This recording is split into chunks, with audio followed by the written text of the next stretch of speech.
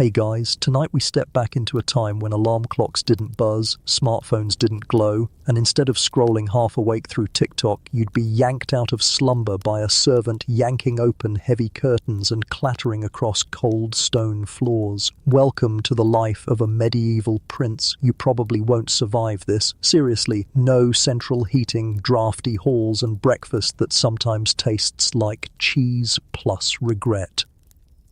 So, before you get comfortable, take a moment to like the video and subscribe, but only if you genuinely enjoy what I do here. And if you're listening right now, I'd love for you to drop your location and your local time down below. It's fun seeing this community stretch across the globe. Now, dim the lights, maybe turn on a fan for that soft background hum, and let's ease into tonight's journey together. You blink awake inside a chamber that feels less like a bedroom and more like a cross between a chapel and a refrigerator. The stone walls are grey and damp, tapestries doing their best to block the chill. Your bed is piled high with wool blankets and furs, but the mattress beneath you, a straw-stuffed sack that occasionally rustles as though mice are sharing rent. You stretch, joints cracking, and realize that even as royalty you're not spared from medieval back pain. Kings and chiropractors weren't exactly a thing yet. The first sound of the day isn't birdsong, it's the clatter of servants. A boy barely 12 bursts in with a jug of water, tripping slightly on the uneven stones. Behind him follows an older chamberlain, muttering about schedules, prayers at dawn, a lesson in Latin, training in the yard. Your morning is choreographed tighter than a TikTok dance, though a lot less fun. The chamber's air smells faintly of smoke from the hearth fire that guttered out during the night, leaving only embers. A servant kneels to X the flames alive again, but not before a draft sneaks under the wooden shutters, icing your toes. Imagine your alarm app, but instead of snoozing, you get frostbite. Historically speaking, many medieval princes did wake early, often before sunrise, because the day was packed with ritual, learning, and public appearances. Monks and priests ran on strict schedules, and princes were expected to match that discipline, even if the discipline sometimes felt like, "Don't yawn during Mass, or Father Dominic will glare at you like you just invented sin." A quirky tidbit: some wealthy nobles actually kept warming pans, metal trays filled with hot coals to slip under the sheets before bed. Sounds cozy until you remember that bedding plus fire is a combination even medieval insurance wouldn't cover. Historians still argue whether this practice was common or more of a luxury reserved for the richest households. What's certain is that your royal feet are freezing right now. You swing your legs off the bed, the rush of cold air biting your skin. Servants scurry forward, one with a basin of water, another with linen for wiping your face and hands. Toothbrushes aren't in the picture yet. Instead, you might rub your teeth with a cloth dipped in salt or crushed herbs. Your morning breath could probably fell a small dragon. The chamberlain clears his throat, reminding you that your father expects you to attend prayers with the bishop. But first, you're dressed, though dressed is a generous word. You're layered in linen undershirts and woolen hose that itch like they were spun from weaponized sheep. A servant laces up a tunic embroidered with your family's crest, while another buckles soft leather shoes. No zippers, no Velcro, just knots and patience. Somewhere in the back of your mind you envy future peasants who will one day get elastic waistbands. As you stand in the half-lit room, the castle slowly awakens. The sounds are distinct. Hooves clattering in the courtyard, dogs barking as they're let loose, kitchen boys shouting as they carry loaves of bread to the great hall. You catch a whiff of baking rye drifting up through the stairwell, but your stomach growls in protest because breakfast is still a while away. The duties of a prince are not negotiable. Every moment is an opportunity for shaping you into a future king, or at the very least into someone who can convincingly nod through long council meetings. Your tutors insist discipline begins with dawn. You roll your eyes, though not too obviously. Sarcasm doesn't always go down well with men who think laughter belongs to the devil. Still, there are moments of comedy. One servant adjusts your cloak and mutters about the stains you got yesterday, mud from training with wooden swords. He jokes that one day people will call it vintage distressing, though for now it just makes you look like you lost a brawl with a puddle. The chamberlain glares, but you can't help smirking.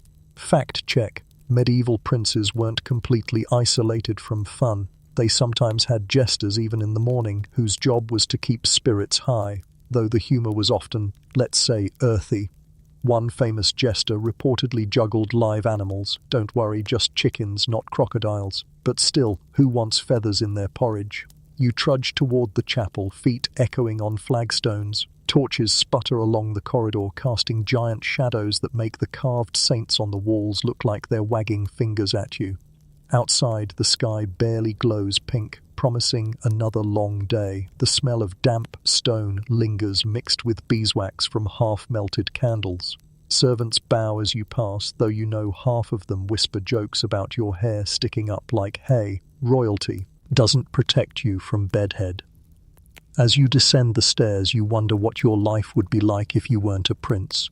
Maybe you'd be one of those kitchen boys laughing in the courtyard, or maybe a stable hand mucking out stalls. You sigh. Being royal sounds glamorous in storybooks, but here and now, it's waking in the cold, submitting to schedules, and always being reminded that your life isn't fully yours. Historians still argue whether princes enjoyed genuine freedom or lived as gilded captives, bound by expectations thicker than castle walls. Yet even with the weight of crown and kingdom looming over you, there's something oddly peaceful in the ritual. The smell of fresh air from the arrow slits, the low hum of voices in the hall, the distant toll of the chapel bell. It all weaves into a rhythm that for a brief moment feels like the world is in order. You pull your cloak tighter and breathe in the morning chill. Another day as a medieval prince has begun, whether you like it or not. Somewhere in the distance, a rooster crows, like it's auditioning for the role of world's loudest alarm clock. You chuckle softly and think, at least some things never change. You stand half awake, the chapel's bells still ringing faintly in your ears when another duty looms, the ordeal of dressing properly for the day. To the modern mind, getting dressed means 10 minutes of decision paralysis in front of a closet. For a medieval prince, however, it's closer to gearing up for a role in a never-ending play, where costume, fabric, and the way your sleeves hang determine how much respect you get before you even open your mouth. A cluster of servants crowd around you like stagehands fussing over a lead actor. One holds out a linen undershirt, another tugs at your wool hose, and a third adjusts the cords with the solemnity of a surgeon. Layers pile on quickly, each scratchier than the last. By the time your outer tunic is pulled over your head, you're already sweating under what feels like the medieval version of a weighted blanket. Mainstream historians confirm that princes rarely dressed themselves. Clothing was both a status symbol and a process too complex for clumsy royal fingers. Buttons hadn't yet swept Europe. Instead, you got laces, hooks, and pins, and each layer mattered. Underwear, yes, you had it, was usually linen braize, basically baggy shorts tied with a string. Not exactly Calvin Klein. Over those came hose, pulled up like leggings and tied to your waistband with points, thin cords that have a talent for snapping at inconvenient times. Here's a quirky fact. Medieval fashion wasn't all grim and itchy. Some nobles wore tunics so brightly dyed that one contemporary chronicler described a prince as looking like a parrot escaped from paradise. Imagine trying to intimidate rival barons while dressed like a tropical bird. Historians still argue whether such vivid colours were common or exaggerated by satirical writers, but the thought of a medieval runway show is enough to make you chuckle. The chamberlain hovers, his sharp eyes scanning every stitch. He adjusts your belt so it sits exactly at mid-waist, a sign of noble refinement. Too low, and you look like a lazy mercenary. Too high, and you risk resembling a lute player at a tavern, which in the medieval hierarchy of respect is only slightly better than village chicken thief.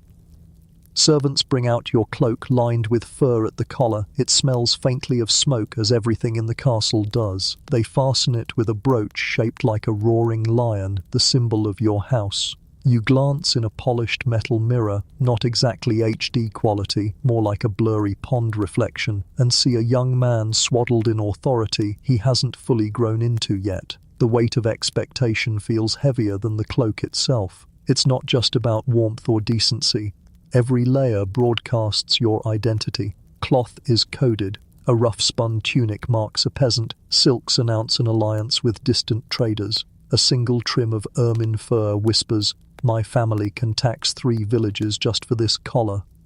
You realize that even before you speak at court, your outfit has already shouted your rank across the hall. A servant kneels to tie your shoes, soft leather turn shoes that hug the foot like a second skin. Practical for walking across rush-covered floors, less practical if you ever step into mud, which, let's face it, is about 80% of the medieval landscape. Somewhere, future fashion designers will invent sneakers and you'll be jealous from your grave.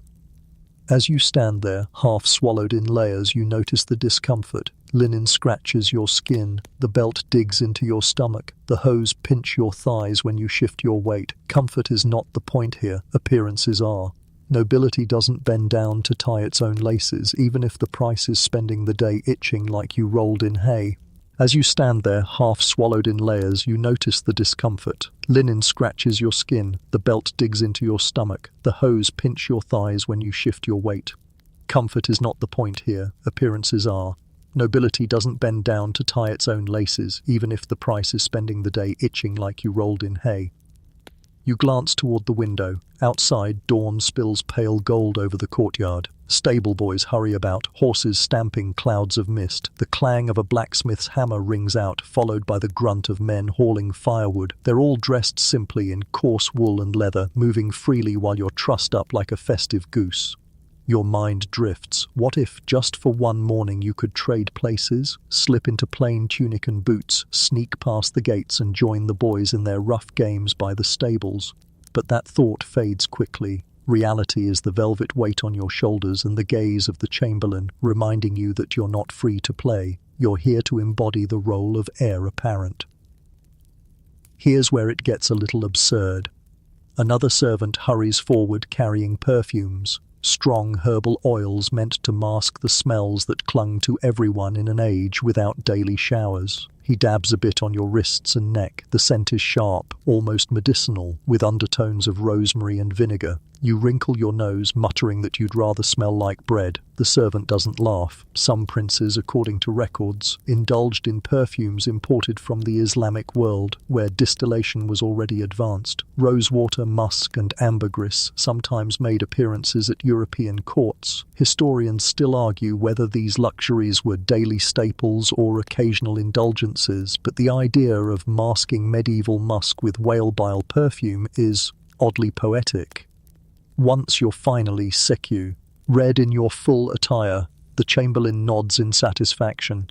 You shift your weight, cloak dragging, sleeves brushing your knees. You feel regal, yes, but also like someone wearing half a curtain. You mutter under your breath, "Fashion is suffering." The chamberlain pretends not to hear, though a smirk twitches at the corner of his mouth. Then comes the ritual of presentation. You're led out of your chamber into the corridor, where a few waiting nobles bow slightly, appraising you the way modern influencers might appraise each other's outfits. Appearances matter.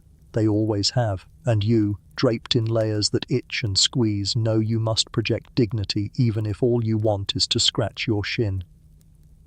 As you walk, you hear whispers, 2 young pages joking that your tunic looks like it swallowed you whole. You stifle a laugh. Humor is your secret rebellion.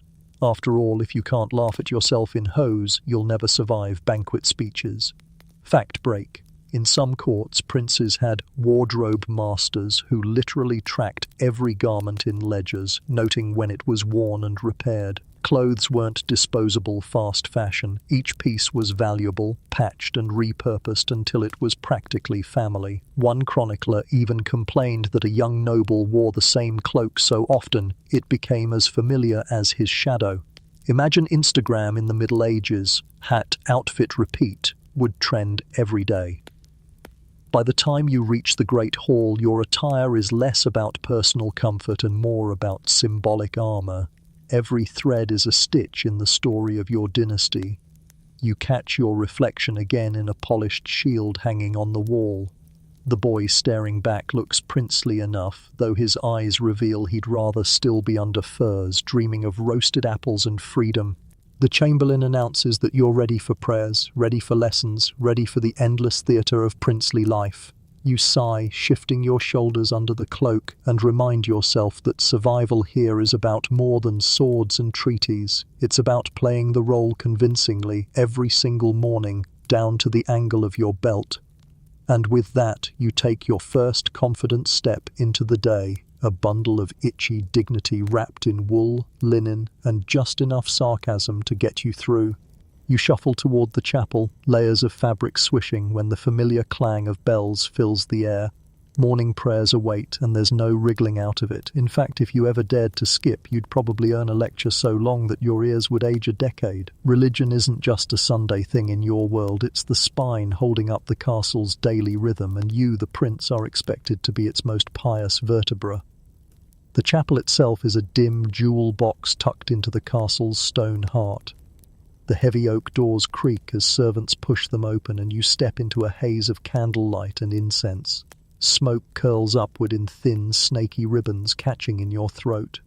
It smells part sacred, part like someone's been over-enthusiastic with the spice rack. Rows of pews wait, carved with saints who all seem to glare disapprovingly at your bedhead. You kneel at the front, knees pressing into a cushion that feels about as soft as a brick. Your hands fold automatically, though your brain hasn't quite caught up. It's still longing for bread and butter back in the hall. The priest drones Latin chants in a rhythm that could knock a rooster back to sleep. You glance sideways and notice one of your father's courtiers, also kneeling, head bobbing suspiciously, like he's already halfway to dreamland. A quiet snore escapes him. You stifle a laugh and focus on your prayer, whispering something vague about health, wisdom, and maybe not falling on your face during sword practice later. Historically, princes were raised in deeply religious environments. Daily prayers weren't optional. They were seen as proof of loyalty to God and the legitimacy of your eventual rule. A king who skipped mass might risk whispers that he was cursed, or worse, that he'd invite God's wrath onto the entire realm. Talk about pressure. You can't even oversleep without the possibility of heavenly thunderbolts hanging over your head. Here's a quirky tidbit. Medieval services sometimes included relic showings, where bits of bone, cloth, or even entire mummified fingers of saints were displayed. People believed these objects carried divine power. Imagine your modern self bringing show and tell to class and plopping down a saint's shin bone. Instant popularity or nightmares. Historians still argue whether these relics were authentic or sometimes creative substitutes. But either way, crowds adored them. The priest continues chanting. The flicker of candles makes the stained glass windows glow faintly, painting the walls with colors that wobble like liquid. You let your mind wander, wondering if God really cares whether your tunic matches your hose or if he just sighs at humanity's endless fussing. But then, the bishop clears his throat meaningfully, and you remember you're being watched, not just by God, but by every attendant eager to report whether you bowed deeply enough. Your role here isn't just personal devotion, it's theatre again, piety on display. The peasants and nobles alike must believe you're chosen, righteous, and guided by heaven, so you kneel straighter, murmur louder, and try to look like enlightenment might strike you any second. Inside, though, you're tallying how many more verses until breakfast. There's always that moment during service when your stomach betrays you. Today, as the priest drones on about divine mysteries, your gut rumbles loud enough to echo. The page beside you sneaks a grin, and you resist the urge to elbow him. At least the music of the chant mostly drowns it out. Mostly. Speaking of music, the chapel's choir begins a hymn, their voices weaving together in a sound so haunting it makes your skin prickle. Even your sarcastic mind can't help but soften. For a moment you forget the cold floors, the itchy clothes, the humbass gnawing at you. The harmony feels like stepping briefly outside time, as if angels leaned down to hum you awake. You sigh, letting the sound carry you towards something like peace. Then the choir hits a particularly high note, and one boy's voice cracks so badly that even the saints carved into the pews look scandalized. You bite your lip to keep from laughing. Holiness might be eternal, but puberty spares no one. The priest lifts the host, solemn and steady, while murmuring about sacrifice and duty. You bow your head, though inside you can't help but think sacrifice looks a lot like skipping breakfast. Still, the act is powerful. Everyone in the chapel bows together, breathing as one, as though for a brief moment the entire court is united by faith instead of bickering about taxes and borders. Mainstream fact: the medieval church wielded immense power, not just spiritually but politically. Princes were taught early that their thrones depended as much on papal approval as on swords. Some kings were crowned only after being anointed with holy oil, a sign that they ruled by divine right. Without that blessing, a crown might as well be a paper hat. And yet here's a strange tidbit that makes you smile. Some nobles secretly carried charms or talismans alongside their rosaries, little carved amulets against toothaches, or herbs wrapped in cloth to ward off evil humours. Historians still argue whether these practices were acts of superstition tolerated by the church or small rebellions against its strict rules. Either way, it shows that faith and folklore lived side by side, sometimes in the same pocket. As the final prayers end, the bishop raises his hands, blessing you with words meant to steal your soul. You cross yourself dutifully, though your main takeaway is, breakfast is closer now.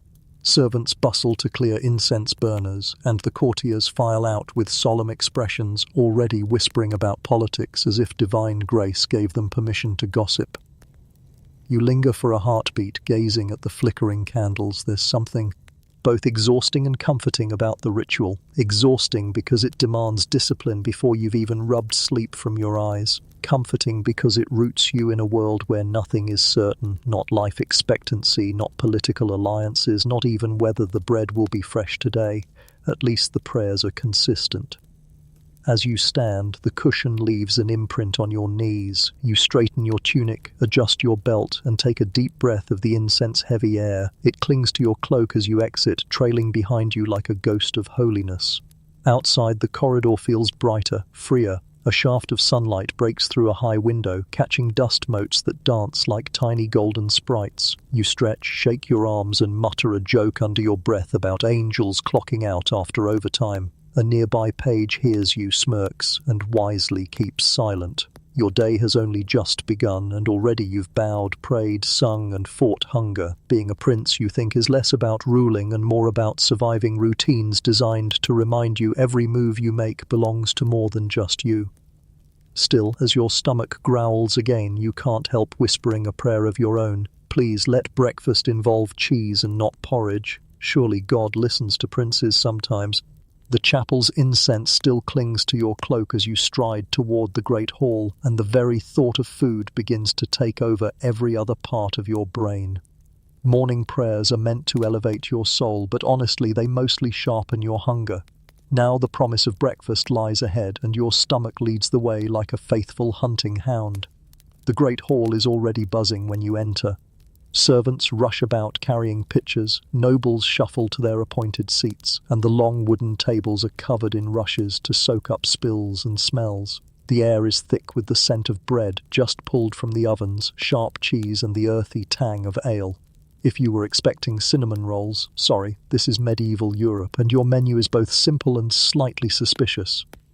Your spot at the high table is already prepared, a cushion on the bench waiting for your princely behind. You sit, cloak spreading around you like a peacock's tail, and glance at what's before you. A thick slice of coarse brown bread, still steaming, sits on a wooden trencher. Next to it, a wedge of cheese that looks like it's been aged since last summer, and possibly developed a personality in that time. A small cup of watered-down ale gleams in the morning light. You raise it, take a sip, and remind yourself that everyone drinks ale because the water might kill you faster than a sword. Mainstream historians agree that medieval breakfasts were not the grand feasts often painted in movies. For peasants, breakfast could be non-existent, but even nobles kept it modest. Bread, cheese, maybe some cold meat from the night before, and ale or watered wine. A hot meal this early? Forget it. Kitchens were already working on the midday feast. You settle for your bread, tearing it apart with your hands. It's chewy, dense, with just enough grain to crunch between your teeth like edible gravel. You glance at the nobles down the table, each picking at similar fare. One old baron dips his bread in ale to soften it, then sucks the soggy mess like a child with cereal milk. You try not to gag. On your left, a page boy offers you a bowl of butter, its surface flecked with herbs. You spread some on your bread and find, to your relief, that it masks the gravelly chew with something close to delicious. Here's a quirky tidbit. In some regions, nobles believed that eating fruit in the morning was dangerous. It supposedly opened the humours and made you vulnerable to illness. Imagine being warned that your apple slices might unleash chaos in your bloodstream. Historians still argue whether this belief was widespread paranoia or just the excuse of noble kids who didn't want to eat their pears. Either way, your plate remains fruitless. As you chew, the great hall comes alive with sound. Servants clatter platters, nobles drone on about land disputes, and somewhere near the hearth, a minstrel plucks a lute softly. The music is sweet but sleepy, as though even the musician hasn't had enough ale to fully wake. You resist the urge to throw him your bread crust as a tip. Your father isn't here. He'll make his grand appearance at the midday feast, but a few high-ranking councillors are present, murmuring over parchment. Their conversation drifts to you in fragments: grain counts, border skirmishes, whispers about a neighbouring duke's marriage plans. You nod politely at their greetings, though you're secretly more invested in whether the cheese will crumble evenly on your next slice of bread. You take another sip of ale. It's thin, almost watery, but safe. Children drink it too, since water often carries parasites.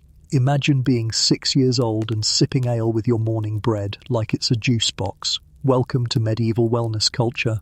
Your mind drifts as you chew. You imagine a different kind of breakfast: fluffy eggs, bacon sizzling, maybe a mug of hot chocolate. The thought makes you laugh softly. If you described chocolate to your companions, they'd think you were hallucinating.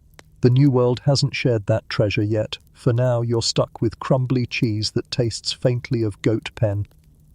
At one point, a servant passes by carrying a jug of milk, and you eye it curiously. Fresh milk is a luxury, often reserved for children or the sick. You almost ask for a sip, but the chamberlain's glare warns you not to break the pattern. Protocol matters more than cravings. You sigh and take another dutiful bite of your gritty bread. Still, there are small pleasures. The butter softens under your fingers, the ale warms your throat, and when a tray of honeycomb passes by, your eyes light up. You scoop a sticky glob onto your bread, and suddenly breakfast feels like a feast. The honey drips down your wrist and you lick it off, ignoring the scandalized gasp of a noblewoman nearby. Etiquette says no licking. Hunger says survival. You wink at the page boy across the table. He grins and almost drops his spoon. Fact break. Honey was one of the most prized sweeteners of the Middle Ages, long before sugar became common. Monasteries kept hives, and honey flavoured everything from bread to medicinal tonics. And here's the quirky part: some people used honey as a wound dressing. Imagine nibbling toast in the morning, then smearing the leftovers on your scraped knee at noon. Historians still argue whether this was a medical breakthrough or just medieval multitasking. The hall grows noisier as more nobles drift in. Some greet you with exaggerated bows, others mutter half-hearted prayers before digging into their bread. You catch sight of one knight sneaking a piece of smoked bacon from under his cloak. Bacon, you glare, tempted to demand a share, but the knight's grin tells you he's not sharing. Life lesson: even princes suffer bacon envy.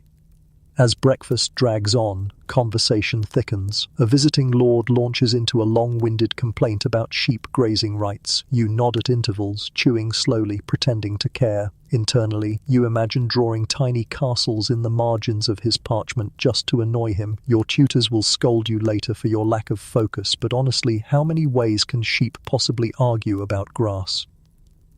At last, the platters begin to empty. Servants swoop in to clear crumbs, carrying away the half-chewed crusts and sticky spoons. You lean back, stretching, a small bubble of satisfaction rising in your chest. Breakfast may not be glamorous, but it's grounding. Bread, cheese, ale, it's the rhythm of your mornings, the same fuel that powered countless generations before you.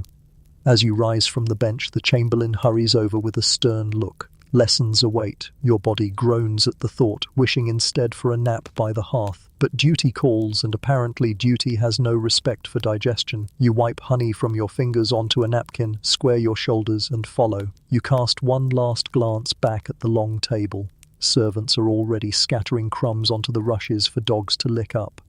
The hearth glows, the minstrel strums lazily, and the smell of bread still lingers. Tomorrow morning will look almost the same. Comfort lies in repetition, even if the bread remains a little too chewy for your taste. And so, fueled by grain, goat cheese, and a stubborn streak of sarcasm, you march off to the next ordeal of princely life. Books, scrolls, and tutors who swear Cicero is more important than sleep.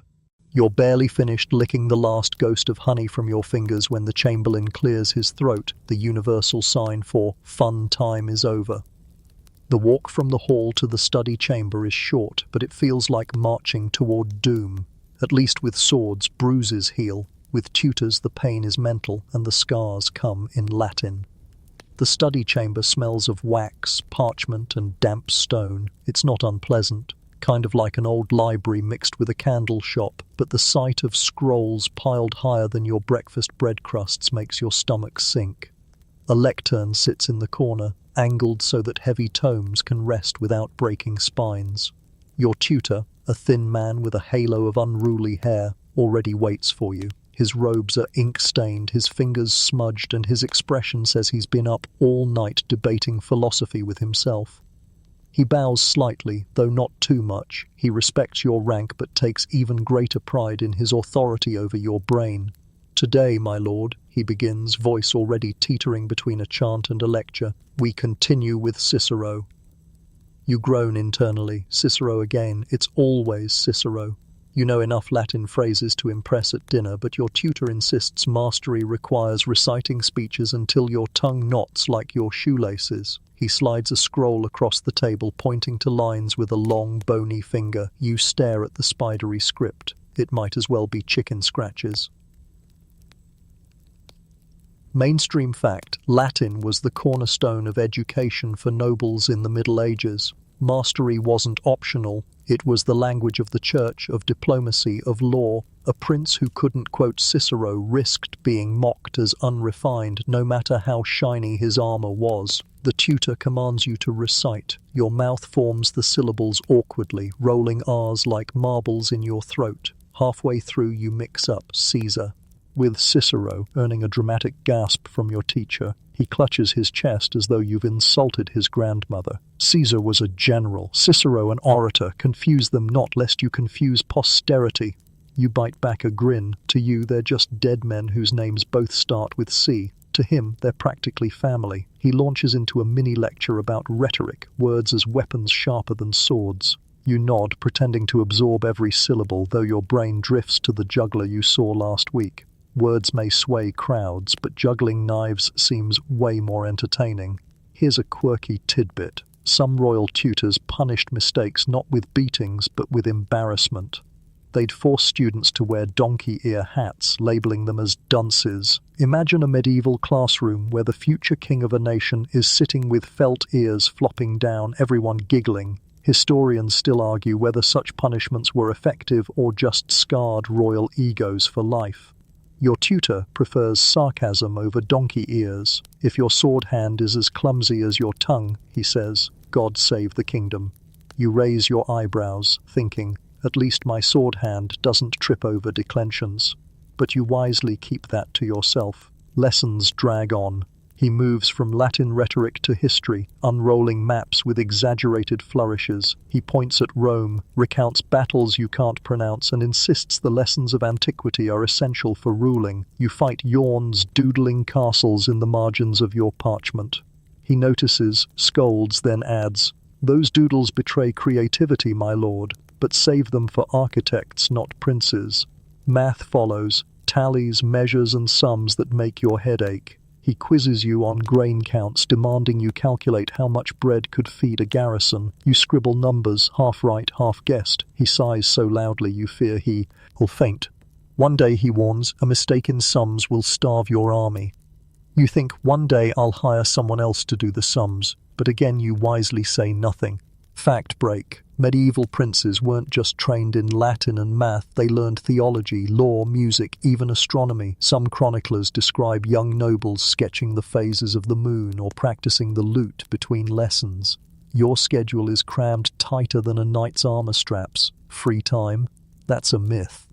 The tutor drifts into moral philosophy, quoting Augustine with dramatic hand gestures. His voice rises and falls like a minstrel's song, but without the catchy rhymes. You try to listen, truly you do, but the warmth of the fire and the droning cadence lull you dangerously close to sleep. Your eyelids droop. Snap! A ruler smacks the table. You jolt upright, heart hammering. The tutor glares. Attention, my lord, a drifting mind leads to a drifting realm. You mutter an apology, cheeks burning. In your head, though, you imagine throwing his ruler out the window. Still, not all is torture. Occasionally he sprinkles stories into his lessons. He tells of Alexander the Great taming Bucephalus, of Charlemagne learning Latin late in life, of scholars who debated whether the earth was a sphere. Those moments catch your interest, pulling you back from the brink of boredom. You imagine yourself a conqueror, a scholar king, maybe even both. The spark of ambition stirs until he slaps another scroll on the desk and demands you conjugate verbs. Here's a quirky story he shares. Some medieval scholars believed that dragons guarded treasures not because they liked gold, but because they were symbols of greed itself. A prince, your tutor intones, must slay the dragon within before slaying the dragon without.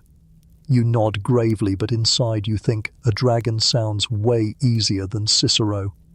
Historians still argue about how effective this style of princely education really was. Some rulers grew into wise, learned monarchs, while others ignored every lesson and ruled by impulse.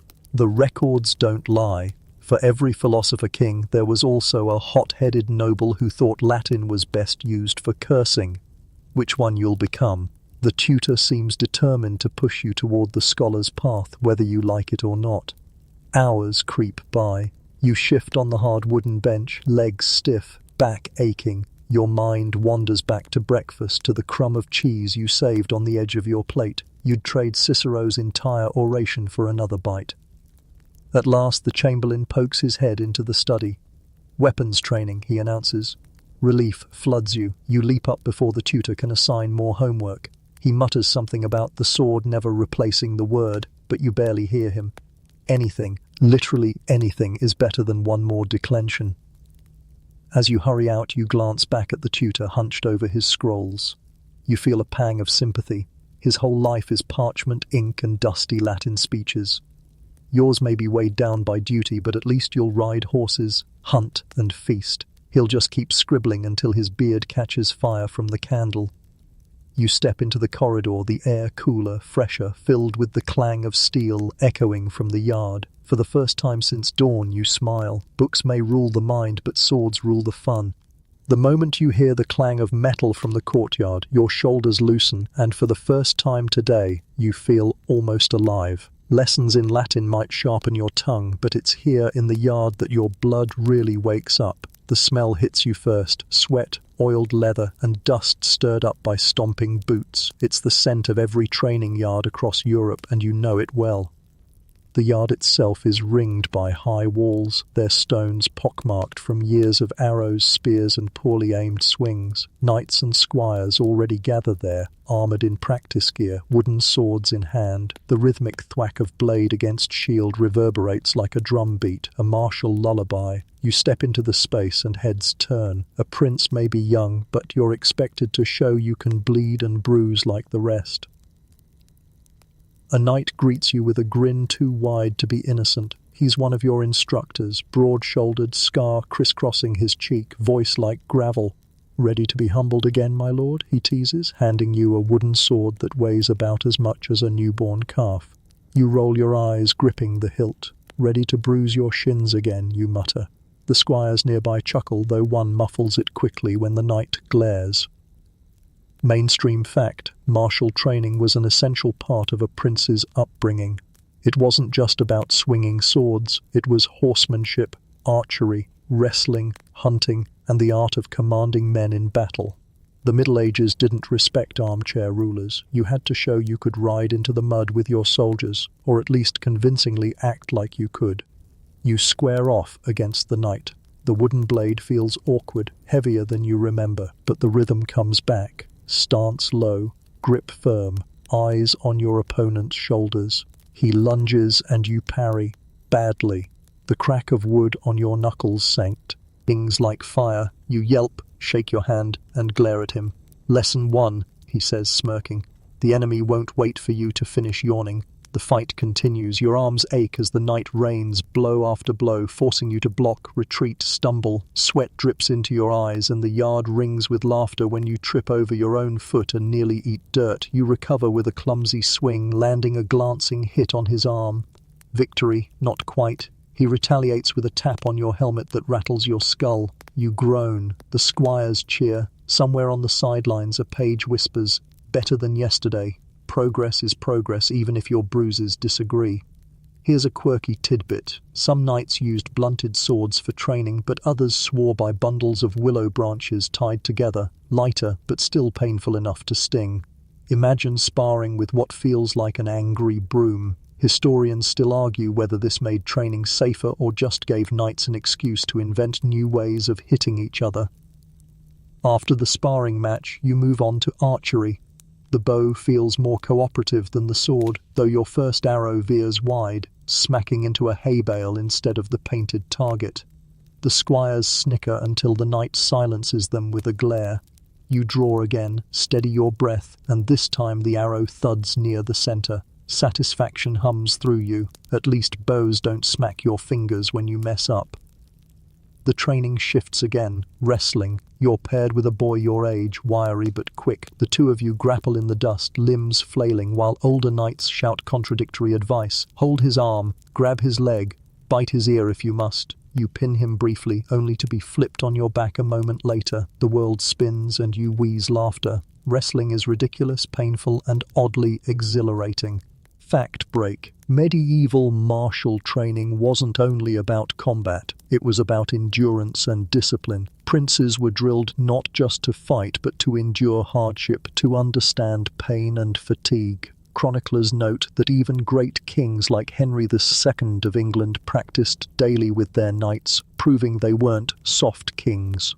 Your knight instructor calls for a break. You slump against the wall, chest heaving, while a servant hands you a cup of watered wine. It tastes sour, but it's wet, and right now that's enough. Across the yard, squires chase each other with sticks, pretending to be dragons and heroes. You smile, remembering that once, not long ago, you were one of them, before the weight of princely titles pressed down. Then comes the shield drill. You strap on a wooden shield almost as tall as yourself, painted with your family crest. The knight orders squires to throw blunted spears at you, one after another. You crouch, brace, and hold the shield firm. Thud, thud, thud. Each hit jolts your arm, rattling your bones, but you keep it steady. One spear glances off and nearly trips a page, who yelps and scurries away. You laugh, ignoring the pain in your shoulder.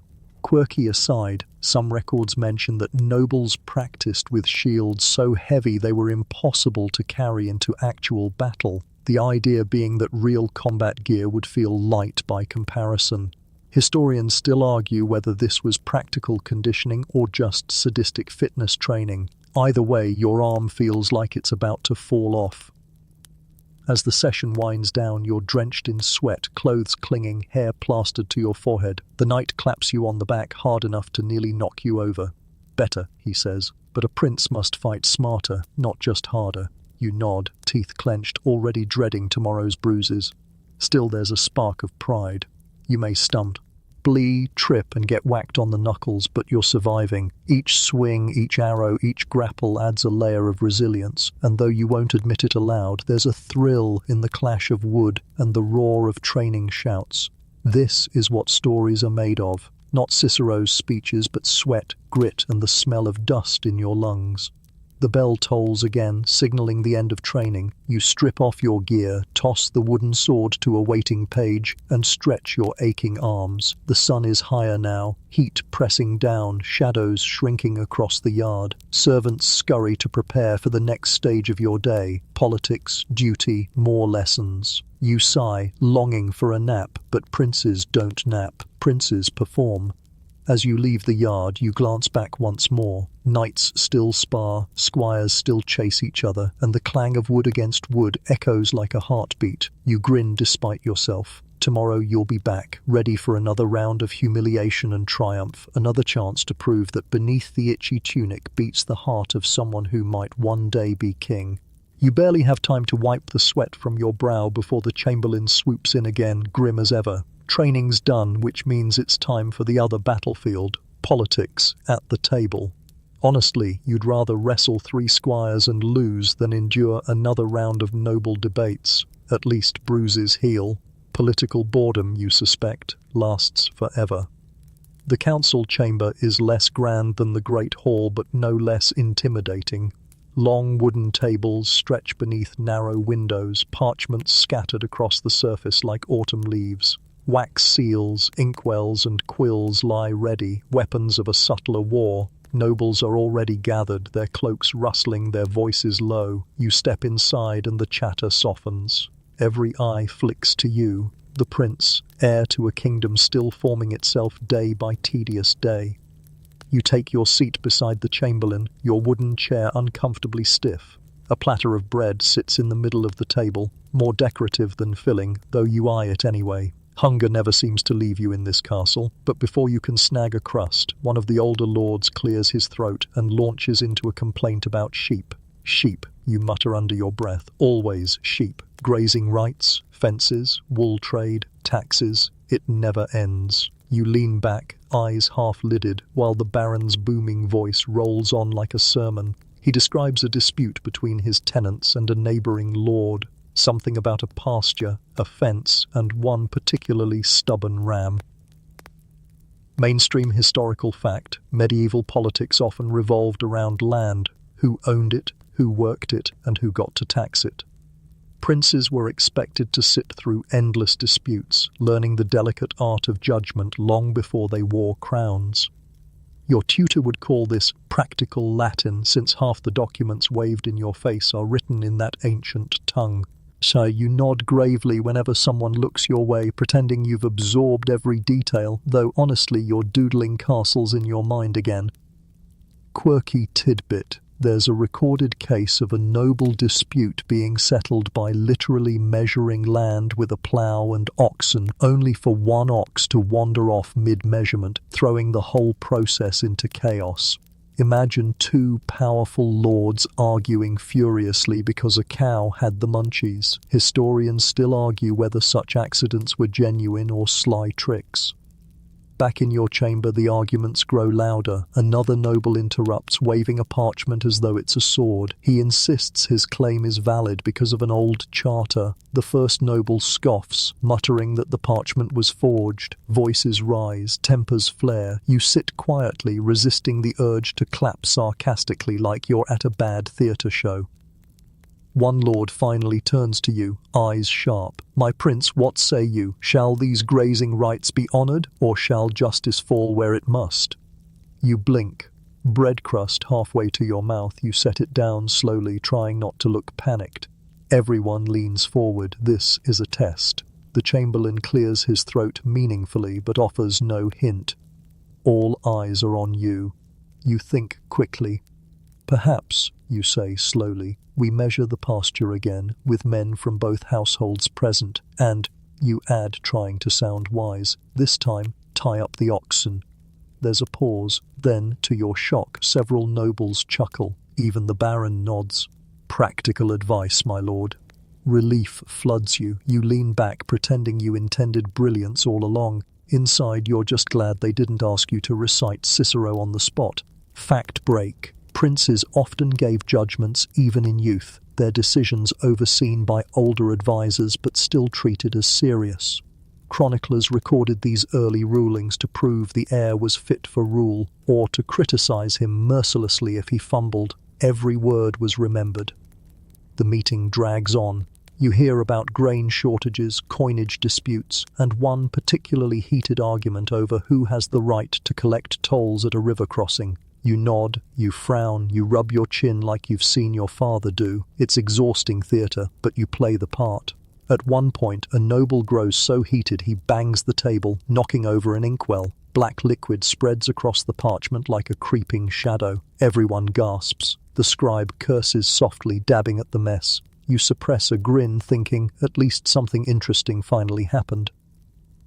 Quirky aside, some medieval councils ended in outright fistfights. Chroniclers describe dukes leaping over tables, swords half drawn before cooler heads intervened. Historians still argue whether these outbursts were genuine rage or political theatre meant to intimidate rivals. You glance at the nobles now, half hoping someone throws a punch just to liven things up. Instead, the council winds down with grumbles and reluctant agreements.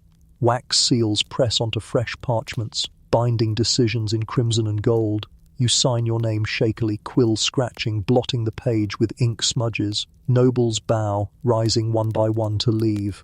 The room empties slowly, leaving behind the smell of parchment, candle smoke, and faint frustration. When the chamberlain finally dismisses you, you exhale so deeply your shoulders sag. Politics at the table might be important, but they drain you more than any sparring match. Your mind buzzes with sheep and tolls and grain, but your body just wants a nap. You stand, stretch, and mutter a cue.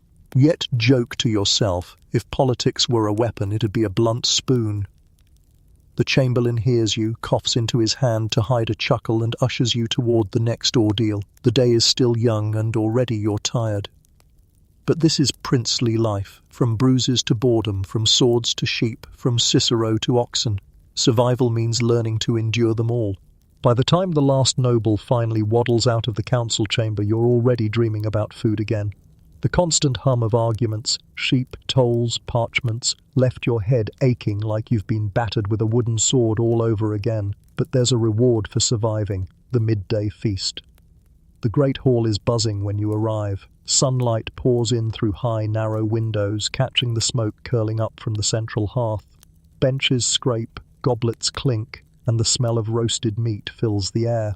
Your stomach growls loud enough that the page walking beside you smirks. You elbow him lightly, and he scurries off before the chamberlain can glare.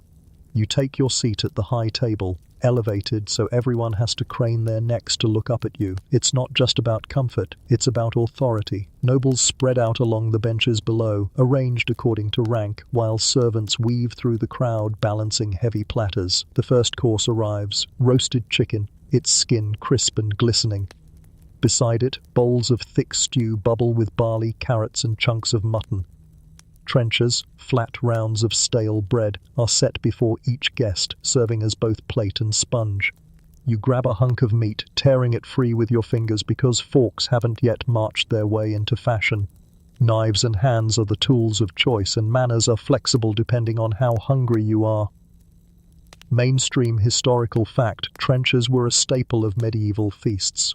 After the meal, these soaked hunks of bread were either eaten by the poorer guests or given to beggars waiting outside. Nothing went to waste except perhaps your dignity as grease runs down your chin. You reach for your cup of ale, stronger than the watered version you had at breakfast, and wash down the bite. Around you the hall roars with chatter. Knights laugh loudly, smacking his teal out at others' backs. A pair of nobles argue about land again, gesturing so wildly one nearly knocks over his goblet. At the far end, a minstrel tunes his lute, preparing to sing. Here's a quirky tidbit. Feasts weren't just about food, they were about spectacle.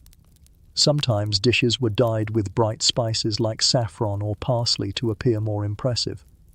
A famous account even describes pies baked with live birds inside, so that when the crust was cut, they flew out, to the amazement and probably horror of the diners. Historians still argue whether this was a common practice or just a poetic exaggeration, but you can't help side-eyeing the pie in front of you, half expecting wings to burst forth. A servant ladles stew into your trencher. You dip bread into the thick broth, savouring the salty warmth. It's hearty, filling, and heavy enough to guarantee drowsiness. Which, of course, is why naps are forbidden right after feasting. Nothing says responsible prince like trying to stay awake while your stomach insists on hibernation. Across the hall, the minstrel begins to play. His song rhymes love with dove for the third time in one verse. You sigh, chewing slowly, wondering why poets never push themselves harder. Maybe one day you'll outlaw love-dove rhymes from court entirely. The chamberlain catches your smirk and shakes his head, clearly imagining the scandal. Fact break. Meat was a sign of wealth. Nobles feasted on pork, venison and poultry, while peasants often survived on pottage, vegetable stew with scraps of whatever they could find. To eat chicken at midday marked you as privileged, though it didn't stop you from occasionally envying the simplicity of peasant porridge. At least porridge doesn't drip fat down your sleeve. Midway through the feast, servants carry in a boar's head on a platter, its tusks gleaming, mouth stuffed with an apple. The hall cheers, though you eye it uneasily. The head stares back as though judging your table manners. You mutter a joke under your breath. I've been outstared by dinner. The page beside you snorts into his cup, earning another glare from the chamberlain. More dishes arrive. Pies stuffed with venison, bowls of peas and leeks, baskets of bread. You taste everything, partly out of duty, partly out of curiosity. Some bites are delicious, others less so. One stew tastes suspiciously of vinegar, and you push it aside before it stages a rebellion in your stomach. Here's a fun aside. Spices were treasured in medieval kitchens. Pepper, cinnamon, ginger and cloves were imported from distant lands at staggering costs. A pinch of pepper could equal a day's wages for a laborer. Nobles sprinkled spices liberally to show off wealth, even when the flavors clashed horribly. Historians still argue whether medieval cooks had refined palates or were just trying to impress dinner guests. As you gnaw on a chicken leg, you overhear another round of noble debates, this time about whether a neighboring duke's daughter should be married off to secure peace. You resist the urge to roll your eyes. Politics, it seems, follows you even to the table. You lean over to the page beside you and whisper, "Imagine being roasted like this chicken just to stop a war." He giggles, nearly choking on his bread. Dessert, if you can call it that, is simple. Candied nuts, dried figs, and a sticky paste of honey and almonds. You chew slowly, savoring the sweetness. It sticks to your teeth, but it's worth it. You notice a noble woman delicately nibbling at hers with fingertips as though afraid of sugar stains. You, on the other hand, dive in with both hands. Etiquette abandoned. Let the talk. You're the prince and honey is honey.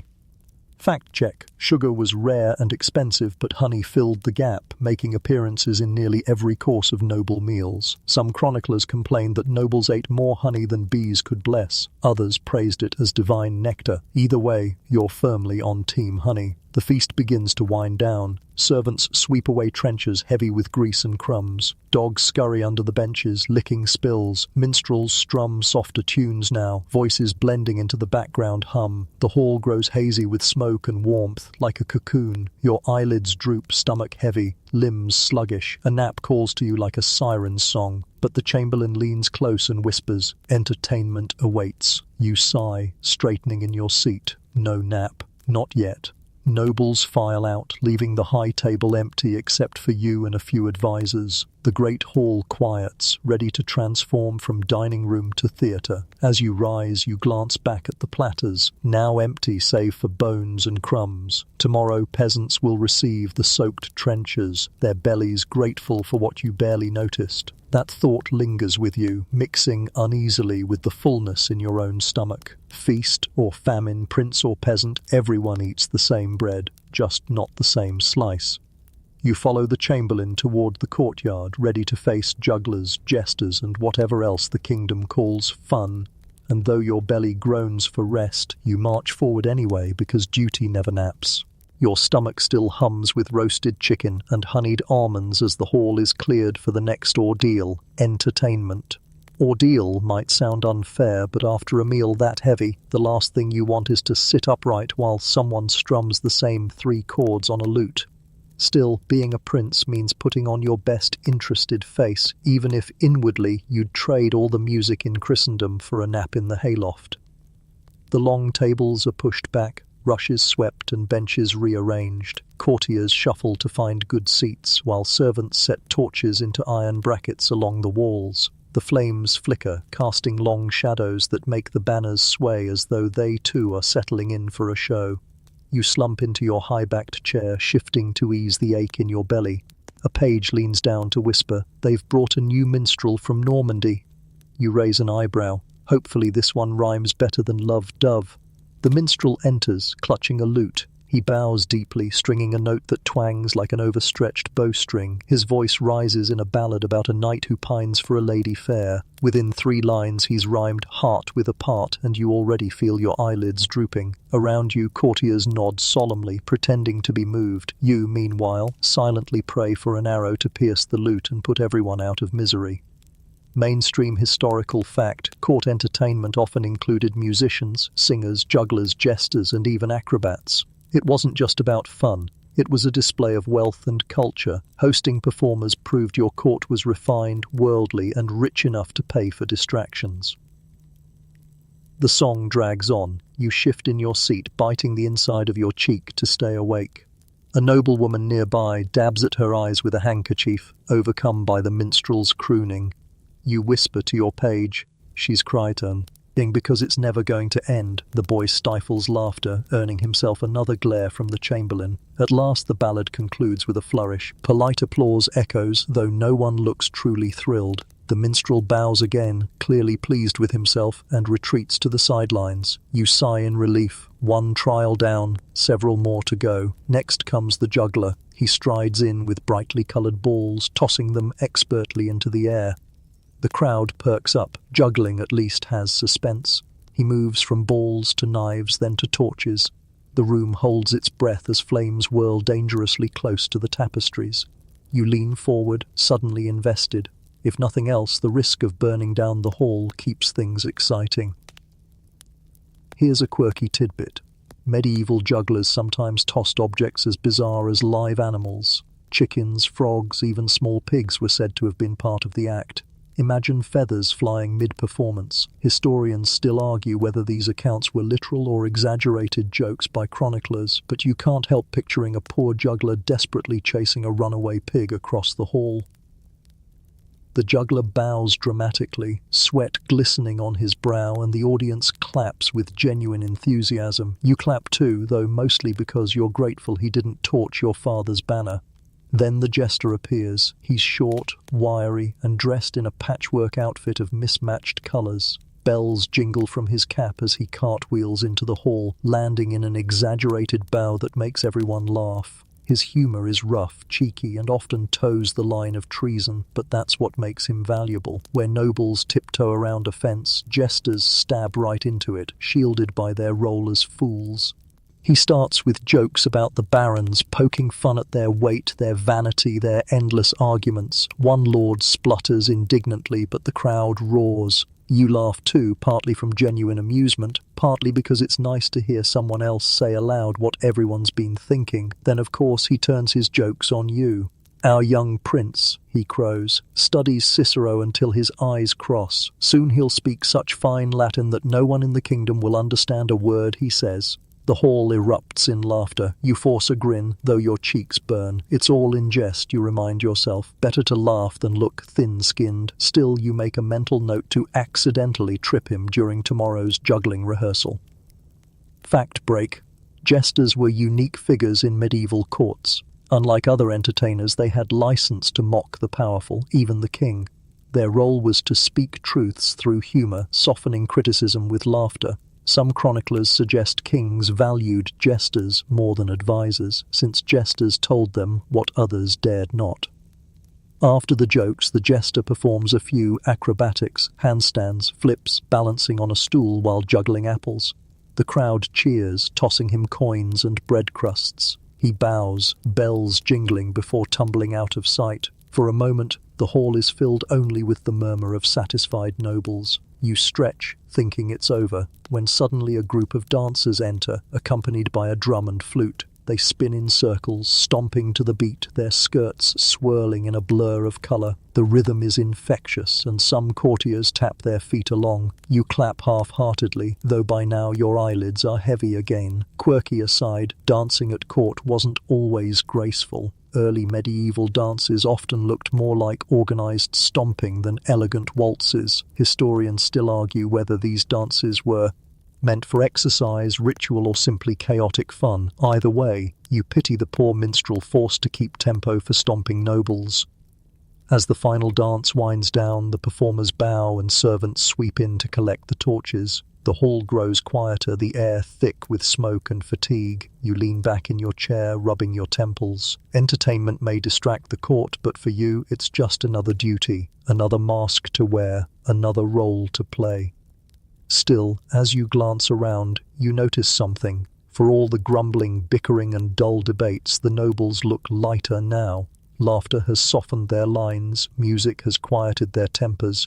Even your father's harshest critics are smiling faintly, bellies full, spirits soothed. Perhaps that's the true point of all this, not the songs, not the juggling, not even the jokes, but the reminder that even rulers and warriors need to laugh.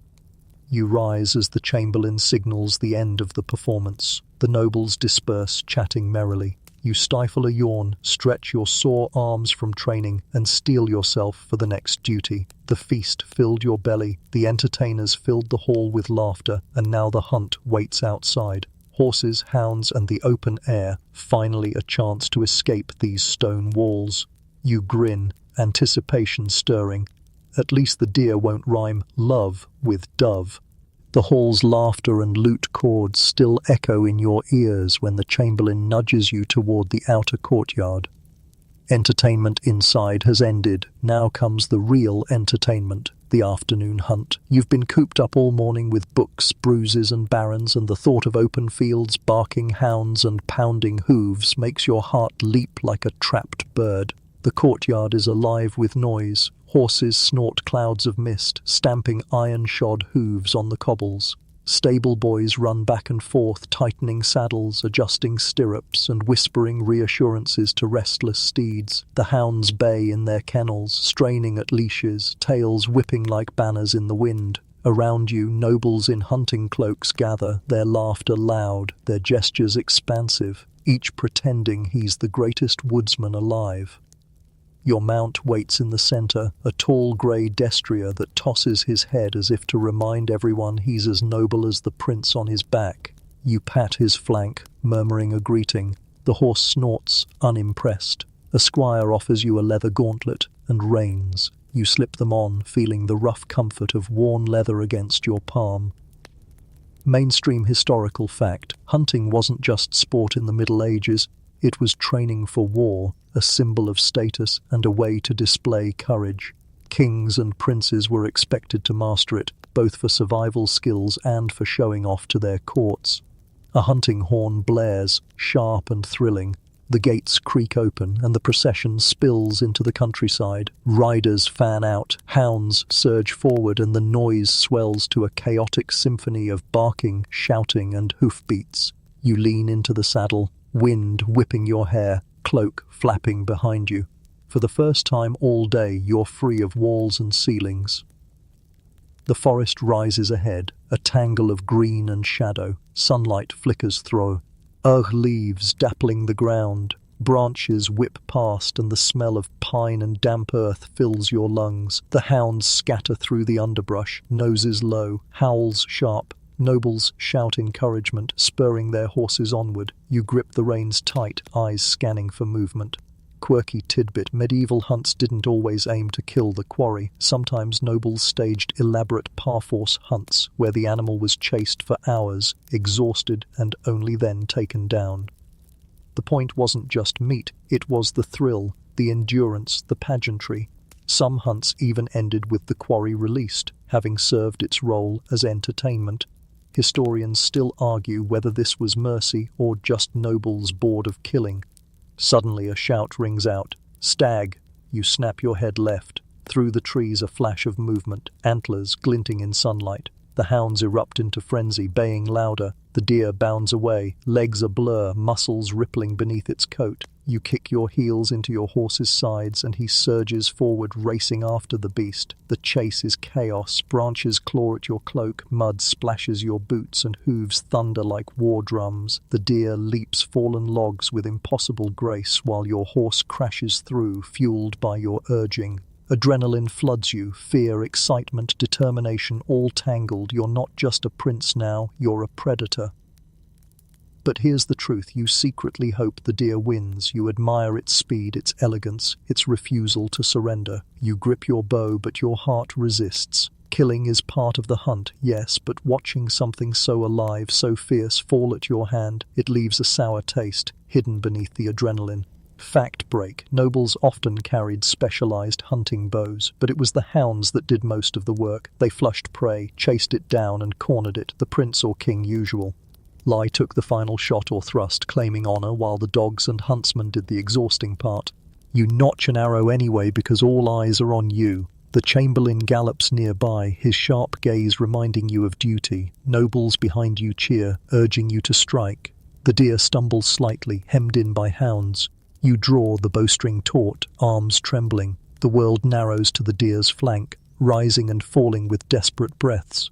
And then, you let the arrow fly wide. It thuds harmlessly into a tree. Gasps ripple behind you. You curse under your breath, pretending it was bad aim, though your heart knows the truth. The deer bursts through a gap, disappearing deeper into the forest. The hounds scatter after it, but the trail is lost. The night instructor rides up, shaking his head with mock disappointment. Close, my lord, but not close enough. You force a grin, shrugging. The deer deserved a fair chance. Some nobles chuckle, some grumble. The chamberlain looks like he's swallowing a sermon, but the moment passes, and soon the chase resumes with other quarry, hares, foxes, even a boar if fortune favors. Here's a quirky aside. Boar hunts were notoriously dangerous. A charging boar could gore even armored knights. Chroniclers tell of princes nearly killed by tusks, saved only by quick-thinking huntsmen. Historians still argue whether these hunts were bravery tests or reckless displays of arrogance. Either way, you're secretly relieved today's prey is less murderous. After hours of chasing, shouting and sweating, the hunt winds down. Horses steam with effort, hounds pant, tongues lolling. A few nobles display their kills proudly. Rabbits, a fox, one unfortunate stag. You pat your horse's neck, whispering thanks for not throwing you into a tree. Your muscles ache, your stomach churns from exertion, but your spirit hums with the raw thrill of the chase. As the party rides back toward the castle, the sun dips lower, shadows lengthening, the air cools. Carrying the tang of smoke from hearth fires already lit within the walls. You glance back once, imagining the deer still running, still free in the forest's depths. A small smile tugs at your lips. You missed the shot, yes, but maybe that's exactly what you wanted.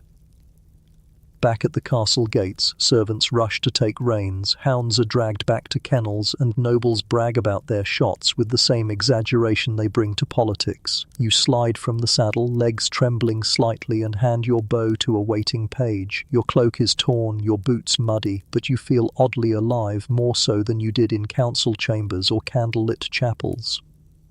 Mainstream truth. Hunting was as much performance as politics. Every ride, every arrow, every fallen deer reinforced the image of princely strength. Even your missed shot will be remembered, by some as a failure, by others as mercy. Either way, it becomes part of the legend being stitched around you. You walk back through the gates, the castle swallowing you once more. The air inside feels heavier, the stone colder after the wild pulse of the hunt. But your heart still races, echoing with hooves and horns, as though somewhere in the distance the deer still runs and you're still chasing, forever caught between duty and instinct. And so, another role ends, another mask slips off, only for the next to be fastened. For a prince, life is a hunt of its own, a chase with no finish line, just endless quarry to pursue. The sweat of the hunt still clings to your skin when you're herded into yet another chamber. This one less about mud and arrows, more about parchment and ink. The council chamber has been transformed into a geography classroom with maps spread so wide they nearly spill onto the floor. Torches burn brighter here, their light glimmering on wax seals, compass roses and rivers drawn like blue veins across yellowed vellum. Your tutor is already there, twitching with excitement the way some men twitch before battle. He gestures to a massive roll of parchment unfurled across the table. "Behold, my lord, the world," he declares, as though he made it himself. You peer down and see a jumble of shapes. Crooked coastlines, lumpy mountains, sprawling forests sketched with more optimism than accuracy. Mainstream historical fact: medieval maps weren't meant to be precise representations like modern ones. They were symbolic, theological, and often centered on Jerusalem. Many showed mythical creatures at the edges: dragons, dog-headed men, sea serpents, because the unknown begged to be filled with imagination. The tutor's finger traces the coast of England, though it looks more like a soggy boot. He rattles off the names of towns and rivers, demanding you memorize each. You nod dutifully, though your eyes keep wandering to the strange creatures lurking in the margins. A fish the size of a whale, a man with a face in his chest, a two-tailed mermaid flipping smugly in the waves. You stifle a laugh. "Pay attention, my lord," the tutor snaps, rapping the parchment with his pointer.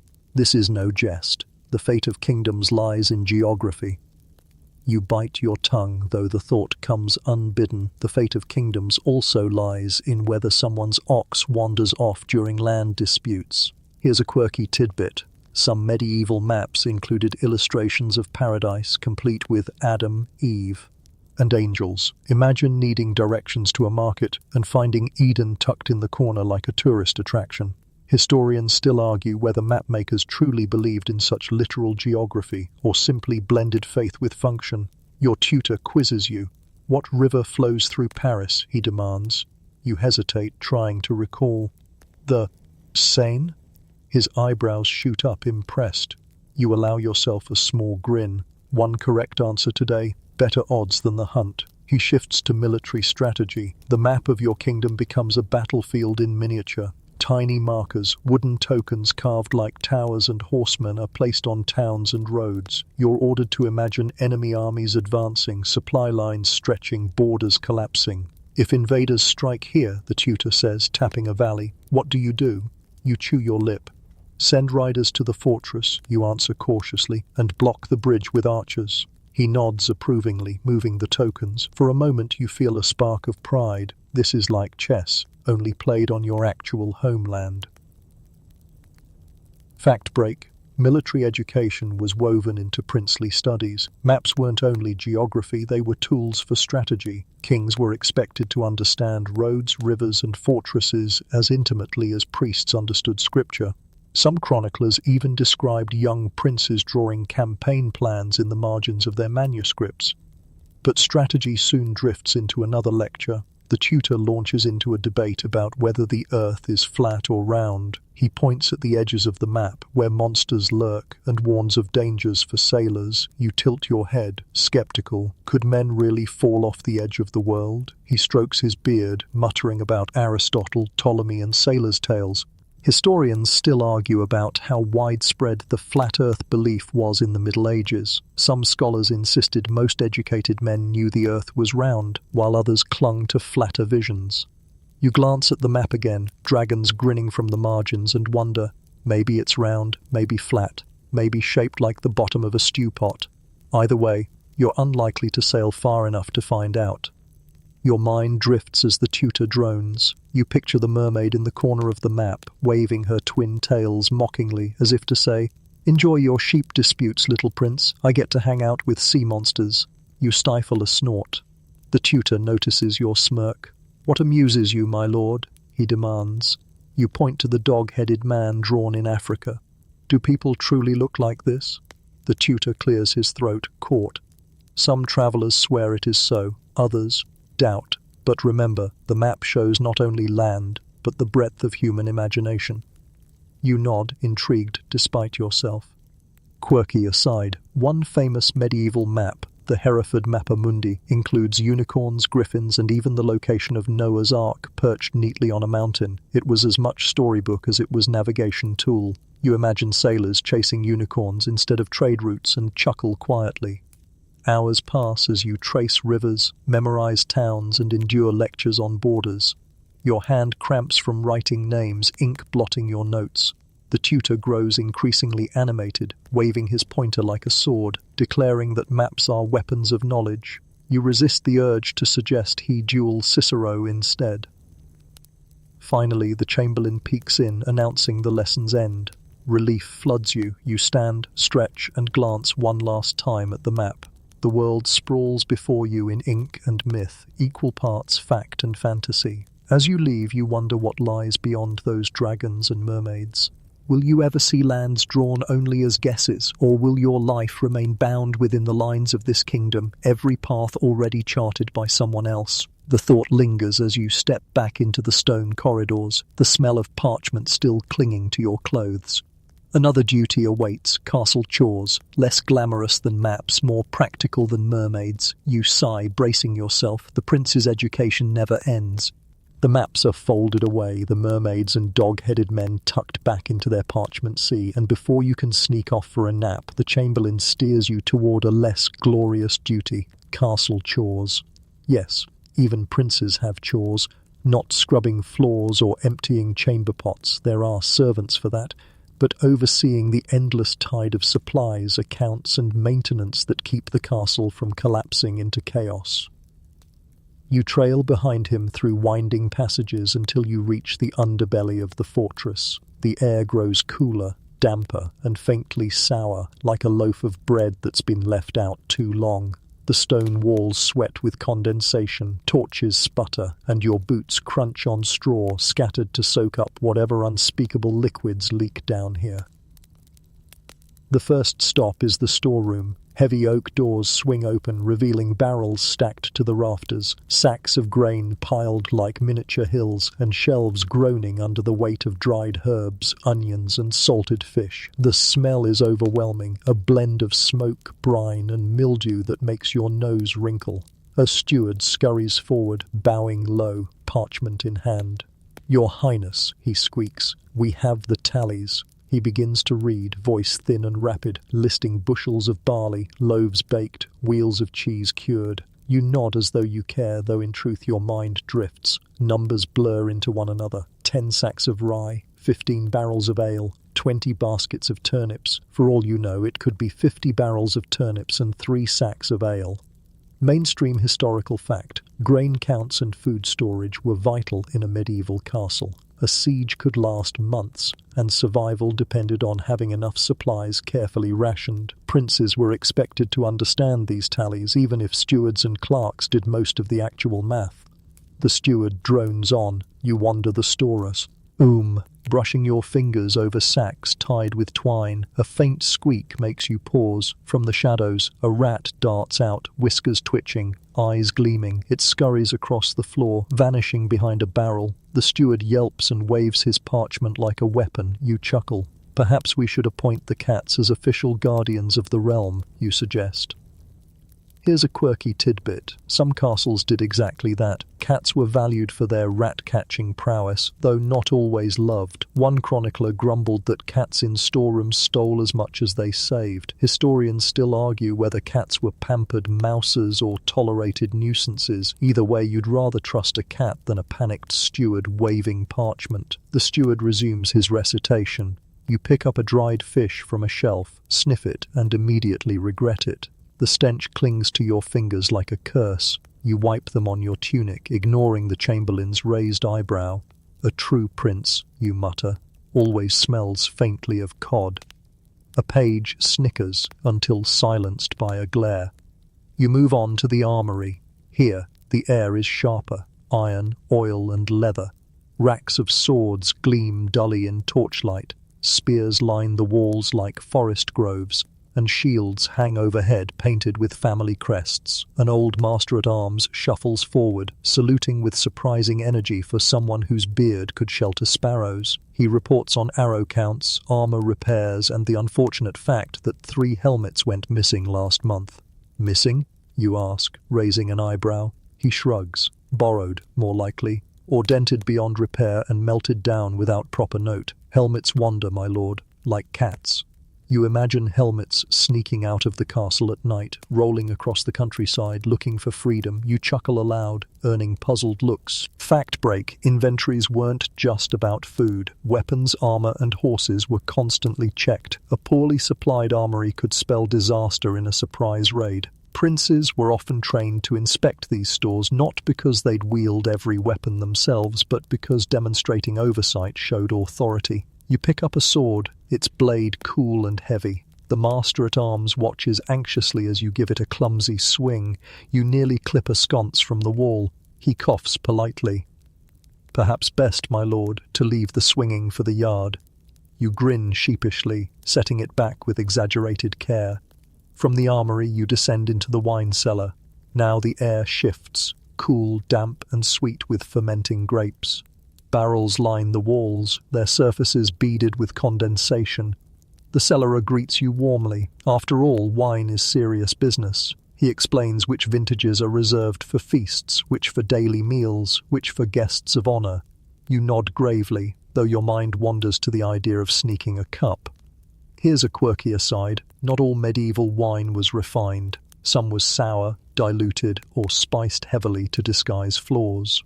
Chroniclers record princes drinking claret mixed with honey, herbs, even seawater. Historians still argue whether these recipes were palatable or proof that medieval taste buds were tougher than ours. You sample a sip offered from a ladle. It's sharp, tart, and burns slightly. You grimace.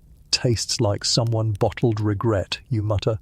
The cellarer beams proudly, clearly deaf to your sarcasm. Finally, the tour ends in the stables. The smell of hay, manure, and horse sweat greets you like an old friend. Grooms bow hastily, brushing straw from their tunics. They lead you past rows of stalls where horses stamp and snort, eyes rolling. You pat your grey destrier's muzzle. He nips at your sleeve in reply. The head groom, raucous, tattles off feed counts, hoof inspections, and breeding notes. You listen half-heartedly until he mentions one foal nearly kicked a squire into the hayloft. You laugh aloud, picturing the boy dangling upside down, legs flailing. Fact break: horses were as vital as weapons. A prince's image depended on his steed. War horses for battle, palfreys for travel, ponies for hunting. Stables were guarded like treasure vaults. Chroniclers sometimes described princes more fondly by their horses' qualities than their own. By the time you finish the round of chores, your patience has worn thin. Grain, rats, helmets, sour wine, mischievous foals. It's all important, yes, but crushingly dull. You long for sunlight, air, anything but numbers and lists. As you climb back toward the upper halls, you mutter, "Princes don't rule castles, they babysit them." The chamberlain clears his throat, pretending not to agree, yet you catch the faintest twitch of a smile on his lips. Historians still argue whether these inspections truly trained princes for kingship or merely reminded them of drudgery. Either way, you've survived another circuit of responsibility. The castle is stocked, the weapons polished, the wine sour, and the horses restless. Tomorrow, you'll do it again. But for now, another duty waits. Prayers once more, this time at evening mass. You sigh, rubbing dried fish smell from your fingers, and march upward, knowing incense and sermons loom ahead. The stable's earthy smells still cling to your cloak as you're steered, yet again, toward the chapel. Morning prayers felt endless, but evening mass has its own particular heaviness. After a day of bruises, politics, hunts and chores, your body longs for a mattress, straw though it may be, yet here you are, trudging into candlelight. The chapel glows warmly in the dusk. Dozens of beeswax candles flicker, their flames bending in draughts that sneak through cracks in the stone. Shadows stretch across carved saints and painted frescoes. The air is thick with incense, so thick it almost stings your eyes. You cough softly into your sleeve, hoping no one notices. The priest waits near the altar, solemn as ever, robes embroidered with gold thread that sparkles in the dim light. You kneel at the front, knees sinking into a cushion that feels even harder than this morning. The floor beneath radiates the day's chill, soaking into your bones. Choir boys shuffle nervously behind you, adjusting their surplices, while a page whispers that one of them nearly fainted from the smoke yesterday. You smirk. Faith, it seems, requires iron lungs. Mainstream historical fact: evening mass was a staple of noble life. It framed the day with prayer, reminding everyone from kings to squires that their power was borrowed from God. To miss mass was unthinkable unless you wished to invite suspicion or scandal. The service begins with chanting. The Latin words roll out, long and winding, like a river you're forced to swim in without a boat. You mouth the phrases you've practiced with your tutor, though your tongue still trips over the vowels.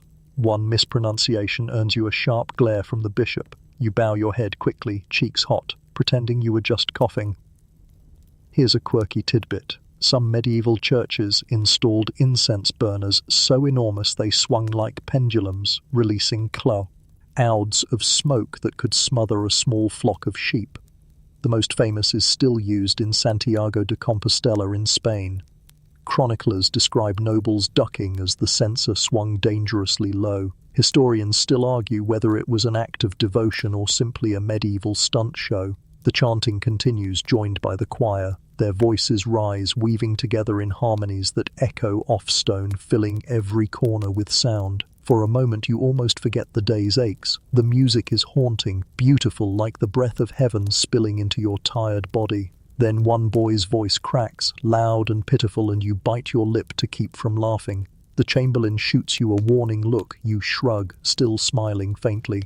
The priest steps forward with a homily. He warns of sin, pride, and the dangers of neglecting duty. You shift uncomfortably, wondering if he's aiming that directly at you. His eyes linger a little too long, and you swear he's psychic. He speaks of princes as shepherds of men, ordained to guide flocks with wisdom and humility.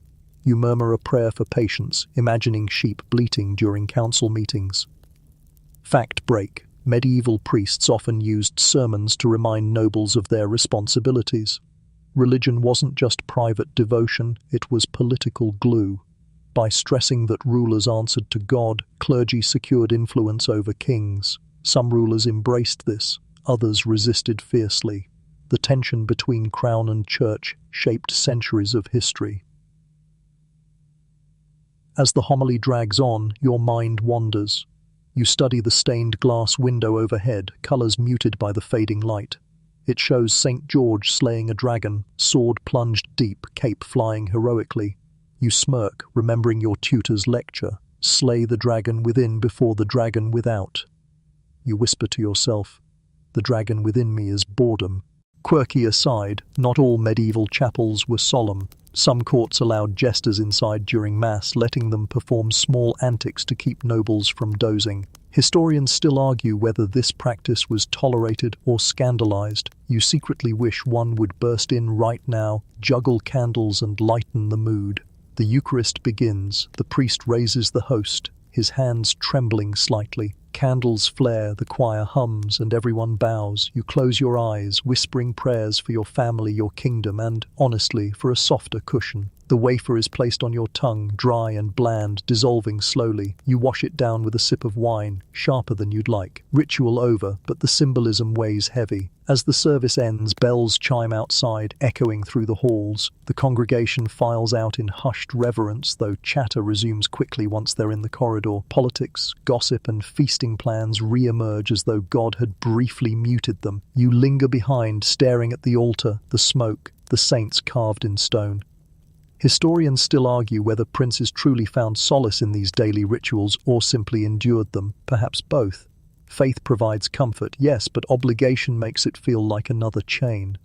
You sigh, rising slowly, knees stiff. The chamberlain waits at the door, expression unreadable. You join him, stepping back into the dim corridors. The air outside the chapel feels fresher, less heavy. You breathe deeply, grateful for the absence of incense. Your day isn't over yet. Beyond prayers lies the banquet hall, where food and song return in a louder, messier version of the midday feast. You rub your temples, bracing yourself. If politics is dull and hunting is dangerous, banquets are chaotic, part joy, part ordeal. Still, as you glance back at the flickering candles one last time, you admit something to yourself. There's comfort in the rhythm. Morning prayers, chores, lessons, evening mass. It creates order in a world where war, famine, and betrayal lurk around every corner. Maybe boredom is its own kind of blessing.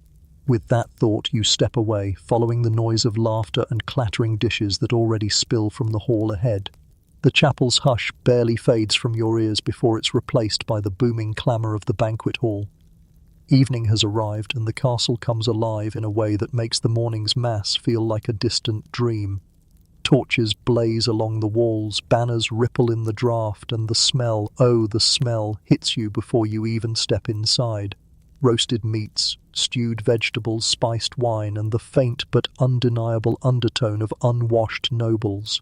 It's a symphony for the nose, though not all the notes are pleasant. You enter, and conversation halts just long enough for nobles to bow. Then the noise resumes, louder than ever. Laughter ricochets off the stone walls. Servants scurry like ants, balancing trays so heavily laden you wonder how they don't topple over. Dogs slink between benches, tails wagging, waiting for scraps. At the far end of the room, a troubadour plucks his lute with all the determination of a man who believes 20 verses of heartbreak will make him famous. You take your place at the high table. A trencher of bread awaits, stiff as ever. You press it with your fingers. It's tough enough to double as a weapon. Still, it's your plate, and by the end of the meal, it'll be soaked in juices and grease. The first dishes arrive, platters of venison dripping with sauce, bowls of peas and onions, loaves of fresh bread steaming from the ovens. Your stomach growls despite the midday feast. Mainstream historical fact, medieval banquets weren't simply meals. They were displays of wealth, culture, and hierarchy. Where you sat mattered more than what you ate. Nobles jostled for positions closer to the prince, hoping proximity translated into influence. The high table wasn't just elevated physically, it was elevated politically. The first toast rises. A goblet of spiced wine is placed in your hand, warm from the hearth. You raise it high, repeating the ritual. L words and drink. The wine burns sweet and sharp, infused with cinnamon and cloves. You cough slightly at the strength, earning chuckles from older lords who down theirs with practiced ease. The troubadour's voice grows louder. His song is about a knight riding for love, which you've heard 100 times already. His rhymes are predictable. Pain with again, true with blue, and yes, love with dove.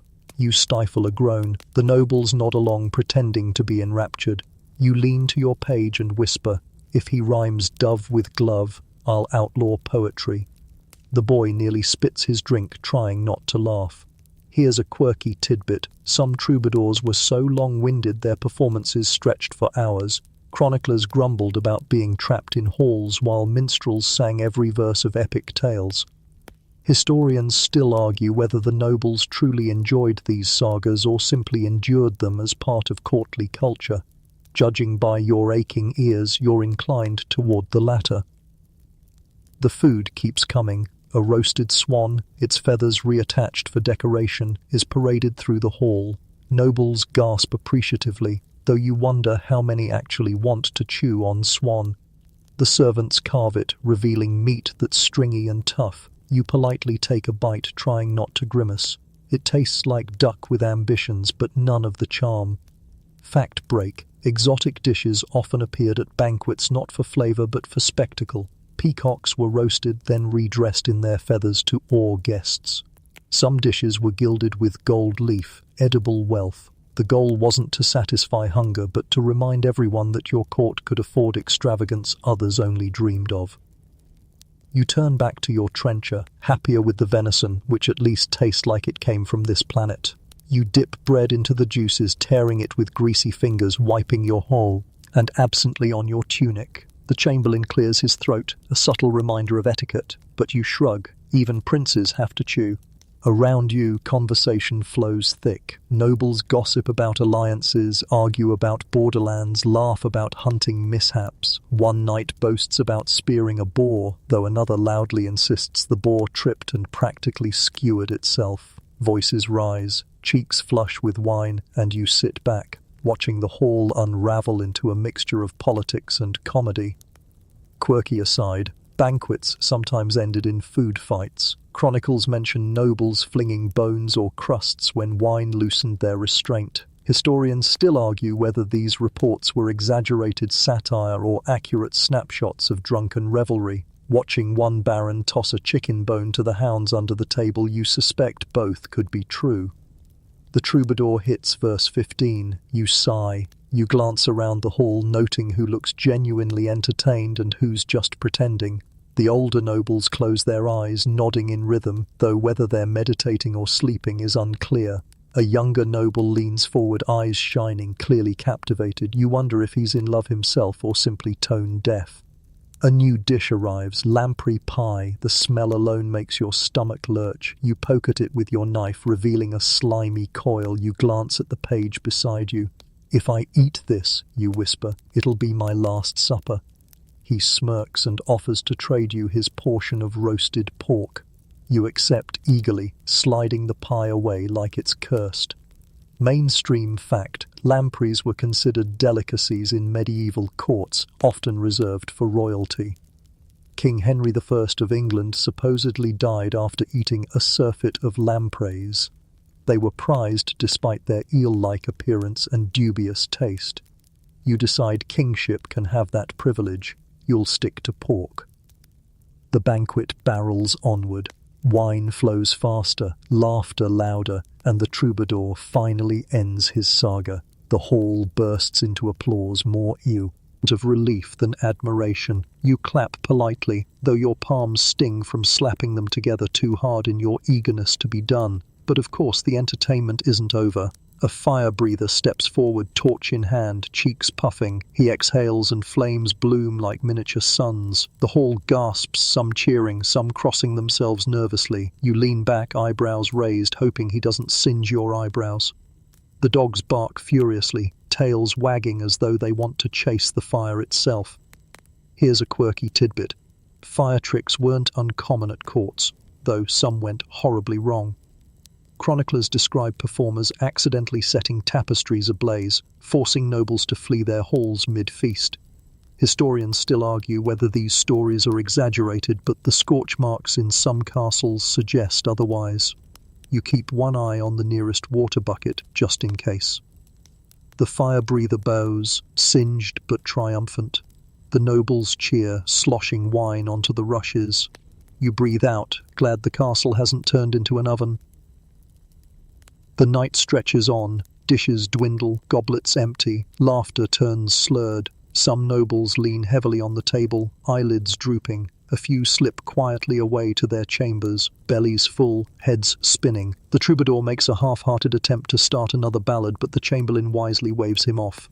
At last, the final toast rises. You lift your goblet, repeating the ritual words, wine warm on your tongue. The hall roars approval, voices blending into one thunderous sound. For a moment, unity feels real, not forced by politics, but born of food, drink, and laughter.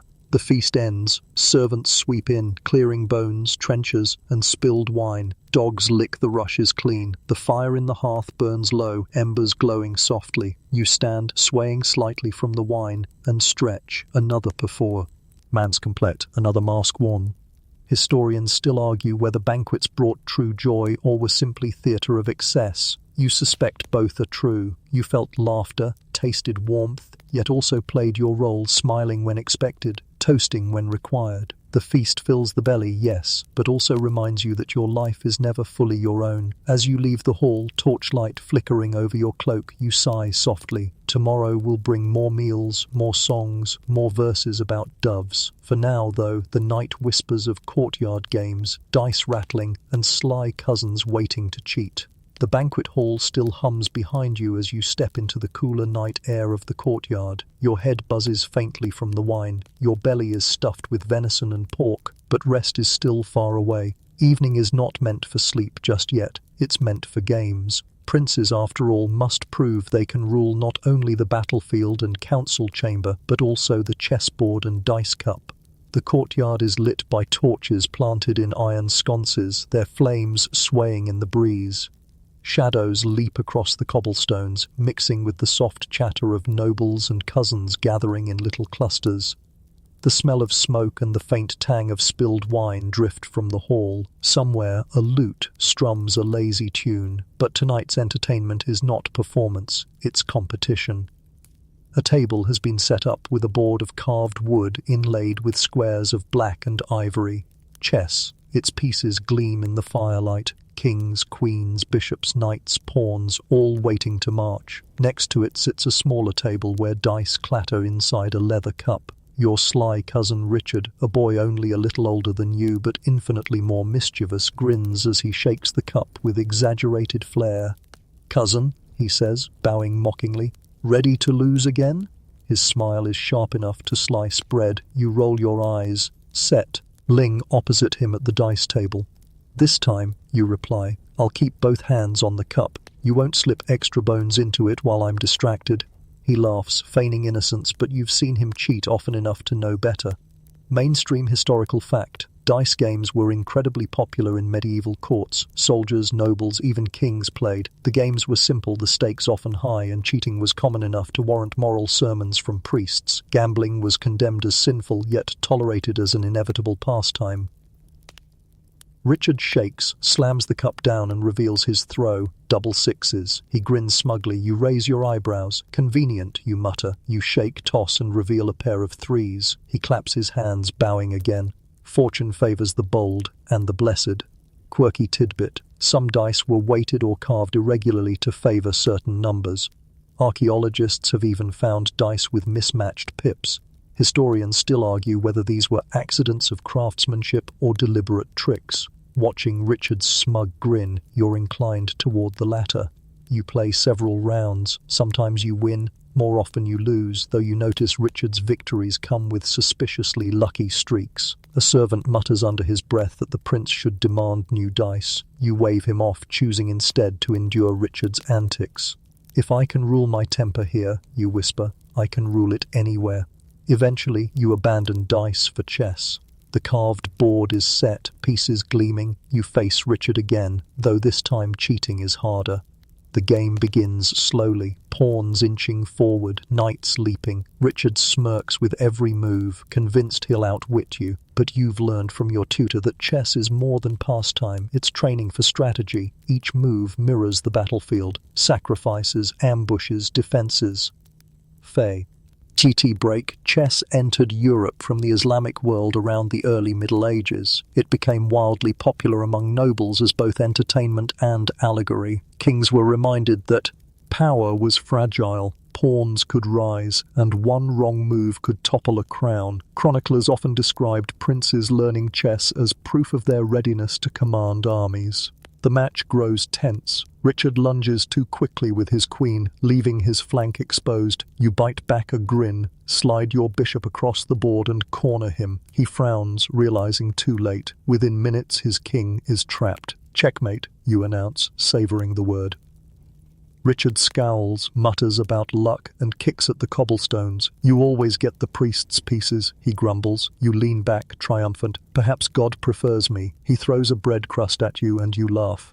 Around you, other games spring up. Nobles toss dice, pages wrestle for sport, and knights challenge each other to throwing knives at a wooden target. The courtyard hums with energy, a release after the heavy feasting. Dogs bark, chasing tossed bones. Servants linger at the edges, gossiping quietly. Here's a quirky aside. Medieval nobles also enjoyed games like backgammon, then called tables, and lawn bowling. Even falconry sometimes became a kind of competition, each noble showing off whose bird could swoop fastest. Historians still argue whether these games were mere diversions or subtle ways to rank power. After all, winning at dice or chess could earn you as much respect as a speech in council. You play a second round of chess against a knight older and more cautious than Richard. This game drags, pieces inching across the board like hesitant soldiers. The torchlight flickers, casting shadows over the pieces, making them look alive, armies frozen mid-battle. You chew your lip, weighing each move, feeling the weight of every sacrifice. Finally, the knight leans back, conceding. "Well played, my lord," he admits. Pride swells in your chest. But victory doesn't last long. Richard reappears with the dice, insisting on just one more round. You sigh, humor him, and inevitably lose to another suspicious double six. "Luck," he says innocently. You shake your head, muttering, "One day, cousin, luck will run out." Mainstream fact. Gambling debts sometimes ruined nobles. Chroniclers record men losing lands, horses, even castles over dice. Some kings outlawed dice entirely, only to quietly allow it at their own feasts. Hypocrisy, you think, is as eternal as the game itself. The night deepens, torches sputter, dogs doze, and the courtyard grows quieter.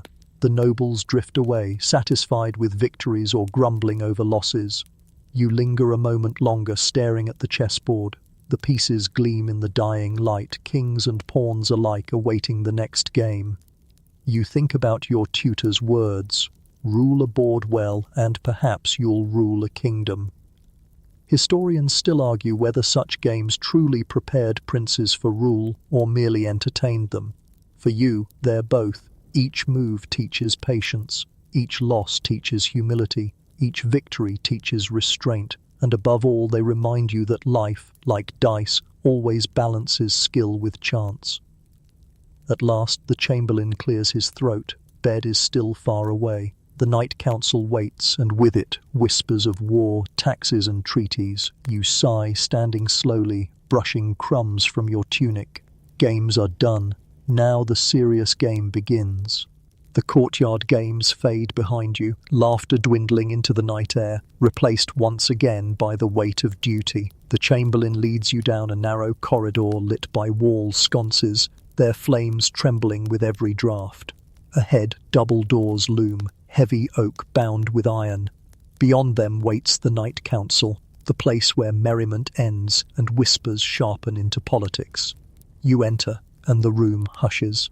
A long table stretches before you, cluttered with scrolls, wax tablets, quills, and goblets of wine already half drained by the lords who arrived early. Candles drip fat tears of wax, casting pools of gold across the wood. The faces gathered are familiar: grey-bearded barons, sharp-eyed knights, clerks scratching endlessly at parchment. They all rise briefly in respect, then sink back into their seats, as though gravity itself has grown heavier in your presence. You take your chair near the head of the table, the chamberlain settling beside you like a shadow. A hush hangs for a beat, broken only by the crackle of the hearth fire. Then the council begins. The first topic: taxes. A balding noble with a voice like grinding millstones launches into a tirade about rising costs of defense. If we are to maintain our borders, we must raise the levy on grain, he insists, slamming his fist into the table hard enough to rattle the goblets. Another noble, lean and hawk-nosed, snarls in protest. Raise grain taxes again, and the peasants will riot. Do you want rebellion at our gates instead of an enemy army? Mainstream historical fact. Taxation was a constant battlefield of medieval politics. Lords wanted money for wars. Peasants resisted higher levies. Kings tried to balance both while avoiding revolt. Princes were expected to listen, learn, and eventually weigh in with judgment that displayed fairness or cunning. You listen, nodding as though you've mastered too. The delicate art of economics. In truth, your mind drifts to the dice game earlier. Grain levies sound like dice throws too. Numbers tossed onto the table, fortunes rising or falling with every hand. Only here, the stakes are lives, not coins. A clerk reads out figures in a droning voice. Bushels harvested, taxes owed, shortfalls predicted. The numbers blur into a river of barley and rye. You force yourself to focus, pinching your leg under the table whenever your eyelids droop. The chamberlain glances at you, stern, reminding you silently that princes don't nap in council. Quirky tidbit. Some medieval rulers solved tax disputes with literal theatrics. Chroniclers record kings staging symbolic gestures, burning ledgers to win favor with nobles or forgiving taxes dramatically at feasts. Historians still argue whether these acts were sincere generosity or clever manipulation. You imagine setting the steward's parchment on fire right now and announcing no more taxes. The peasants would cheer, the barons less so. The debate drags on until it's cut short by a knight thumping his goblet. Enough of grain, the border bleeds. He unrolls a map, pointing to a cluster of villages near the frontier. Raids strike weekly, livestock stolen, homes burned. We need men stationed there now. Another councillor shakes his head. Station soldiers there, and you leave the coast vulnerable. Pirates grow bold. Last month 3 ships were taken within sight of the harbour. The arguments escalate, voices rising, wine spilling. You sit silently staring at the map. Tiny ink marks represent villages, rivers, fortresses, lives reduced to symbols. You think of your tutor's lecture earlier about pawns and kings, about sacrifice. Here, it isn't just theory. Every decision means someone suffers. Fact break. Councils often stretched late into the night, covering everything from foreign treat eyes to local disputes. Princes attended not because their voices carried weight yet, but because learning the rhythm of governance was part of their training. Chroniclers note that young heirs who stayed silent were often mocked, while those who spoke rashly were scorned. Balance was everything. The chamberlain leans toward you, whispering, "Speak, my lord, show them you listen." Your stomach flips. All eyes turn as you clear your throat. Perhaps, you begin carefully, we divide forces, half secure the coast, half patrol the border, and we adjust the grain levy slightly, enough to fund both, but not enough to starve our people. A pause. The nobles murmur among themselves. One baron strokes his beard thoughtfully, another scowls but nods reluctantly. The knight shrugs, muttering, "Better than doing nothing." Relief floods you. You sip your wine quickly, hiding your trembling hands. Quirky aside, in some councils decisions were punctuated with oaths sworn over relics, or even loud applause, as though politics were theatre. Historians still argue whether these gestures bound men to honour their word, or simply gave them excuses to break it later. Tonight, you get only mutters and nods, but you'll take it. The next matter is diplomacy. A clerk reads a letter from a neighbouring duke, proposing marriage between his daughter and one of your cousins. The nobles perk up, eager to debate. Half argue it's a brilliant alliance. The other half mutter suspicions of betrayal. You imagine your cousin Richard, the dice cheat, tied to some foreign princess and stifle a laugh. You whisper to your page, "Poor girl." The boy coughs to hide his chuckle. Fact break. Dynastic marriages were the glue of medieval politics. Treaties, alliances, even peace often hinged on who married whom. Princes were pawns in these games, betrothed while still children to cement bonds. Some unions brought stability, others sparked wars when promises broke. The debate grows heated, hands waving, wine splashing, voices rise, echoing off the stone. You lean back, tuning it out. In your mind, and you hear the troubadour from earlier still crooning about love and doves, and you think, if only politics rhymed so neatly.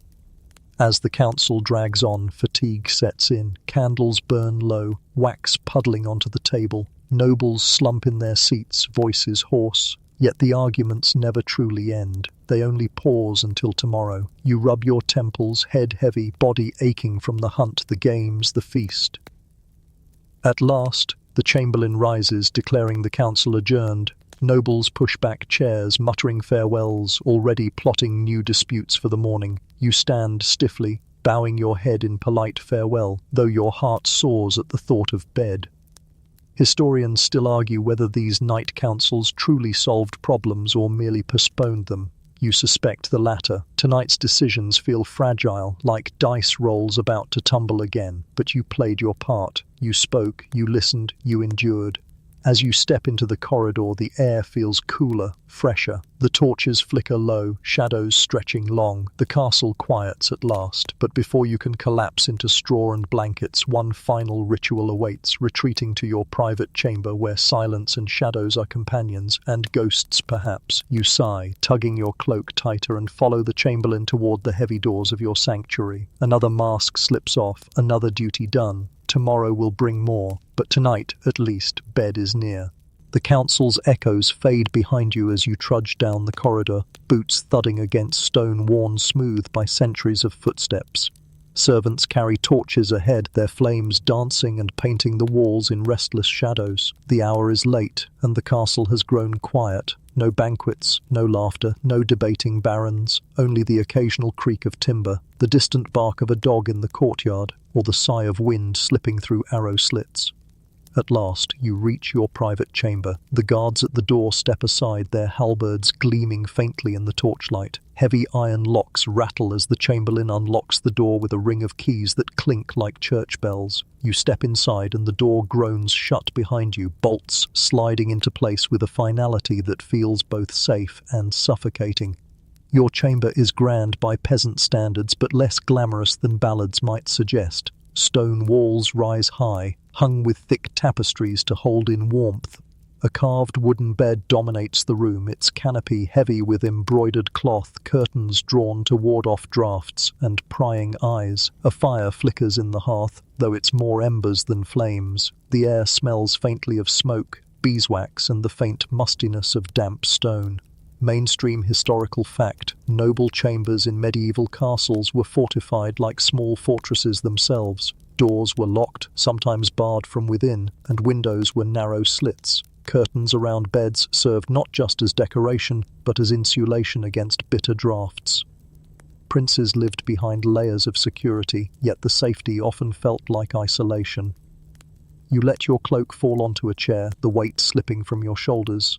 The chamberlain fusses with the bed curtains, checking that they're properly drawn. A servant kneels at the hearth, coaxing the fire back to life. Another sets a pitcher of water on the table beside your bed. They move quietly as though the night itself demands hushed reverence. You glance at the bolts on the door, thick, heavy, more than necessary. Paranoia runs deep in royal blood. You've heard whispers of cousins poisoned in their sleep, uncles murdered in their chambers, traitors smuggled in by bribed guards. Locks and curtains may guard against intruders, but they can't keep out suspicion. Quirky tidbit: some princes even slept with swords under their pillows or daggers strapped to their thighs. Others insisted on food tasters who sampled meals before them. One chronicler claimed a king kept a goose in his chamber, believing it would honk if assassins crept in. Historians still argue whether this was clever or ridiculous. You half wish for a goose yourself tonight. The chamber quiets as servants withdraw, leaving you with the fire's crackle and the whisper of curtains swaying slightly in a draught. You unlace your boots, tugging them off with a groan of relief. The stone floor is cold under your stockings, and you shiver. You cross the room, pulling one curtain aside just enough to peer out a narrow window slit. The night stretches beyond, fields bathed in moonlight, forest edges dark and brooding, a scatter of stars glittering like spilled silver. Somewhere out there, peasants snore in straw huts, free of tapestries and locks, but perhaps freer than you in other ways. Fact: break. While noble chambers offered warmth and privacy, they could also feel like cages. Many heirs spent most of their lives inside castle walls, rarely stepping into villages except under heavy guard. Their private rooms were symbols of status and safety, but also isolation.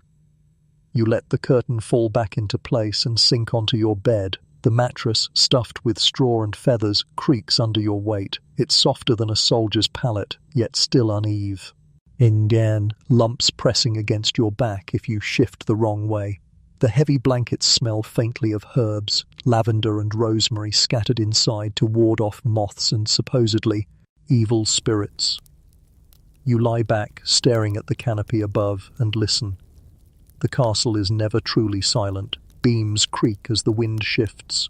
Somewhere in the rafters, mice skitter. The fire pops, sending sparks dancing briefly before dying, and every so often, a sound you can't explain, a faint thud, a whisper of cloth, a sigh too human to be the wind.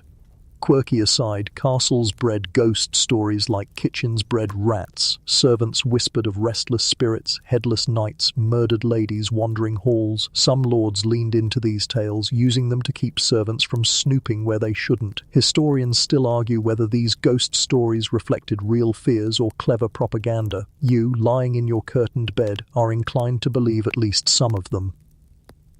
Tonight, as the wind howls faintly through the arrow slits, you swear you hear a footstep outside your chamber. You freeze, breath caught, eyes on the door. The bolts are drawn, guards posted, yet your heart pounds. The step fades, or perhaps it was only your imagination. You laugh softly to yourself, though the sound is brittle. Prince of the realm, you mutter, terrified of draughts. Still, the unease lingers. You pull the blankets higher, wrapping them around your shoulders. You glance at the dagger on the bedside table, its hilt gleaming in firelight. You reach out, fingers brushing it before letting it rest. Better to have it near, even if only for peace of mind. Fact break. Nightly rituals in princely chambers often included prayers, inspections of locks, and blessings from chaplains. Some heirs were told to recite specific psalms to ward off evil, others to sleep with relics under their pillows. Faith and fear entwined in the dark. You whisper a prayer, half dutiful, half desperate, for protection, for rest, for tomorrow's burdens not to crush you. Your words vanish into the air, mingling with smoke and shadow. The fire sinks lower, casting long fingers of orange across the walls. The tapestries ripple faintly as another draft sneaks through. You close your eyes, but your mind remains awake, replaying the day. Cicero's speeches, the deer's leap, Richard's smug grin at the dice table, the priest's sermon about humility, the troubadour rhyming love for the 20th time. They swirl together, a muddled chorus of duty, frustration, and fleeting joy. Historians still argue whether princes ever truly rested. Surrounded by guards, wrapped in curtains, weighed by expectation, could they sleep easily? You doubt it. Even now, safe in your chamber, wrapped in furs, your heart beats too fast. But at least the bed is warm, the locks secure, and the dagger gleams within reach. You pull the blankets tighter, exhale slowly, and let the fire's glow blur into darkness. Another day survived. Tomorrow will come, with its bruises, banquets, and boredom. But tonight, in your private chamber, you cling to the small comfort of being alone, if not entirely unafraid. The chamber is warm with firelight, but your body hums with the residue of the day, the sting in your knuckles from training, the weight of wine in your stomach, the ache in your legs from the hunt. You'd like nothing more than to sink into the mattress and drift away, but princely duty has one last demand before sleep: hygiene.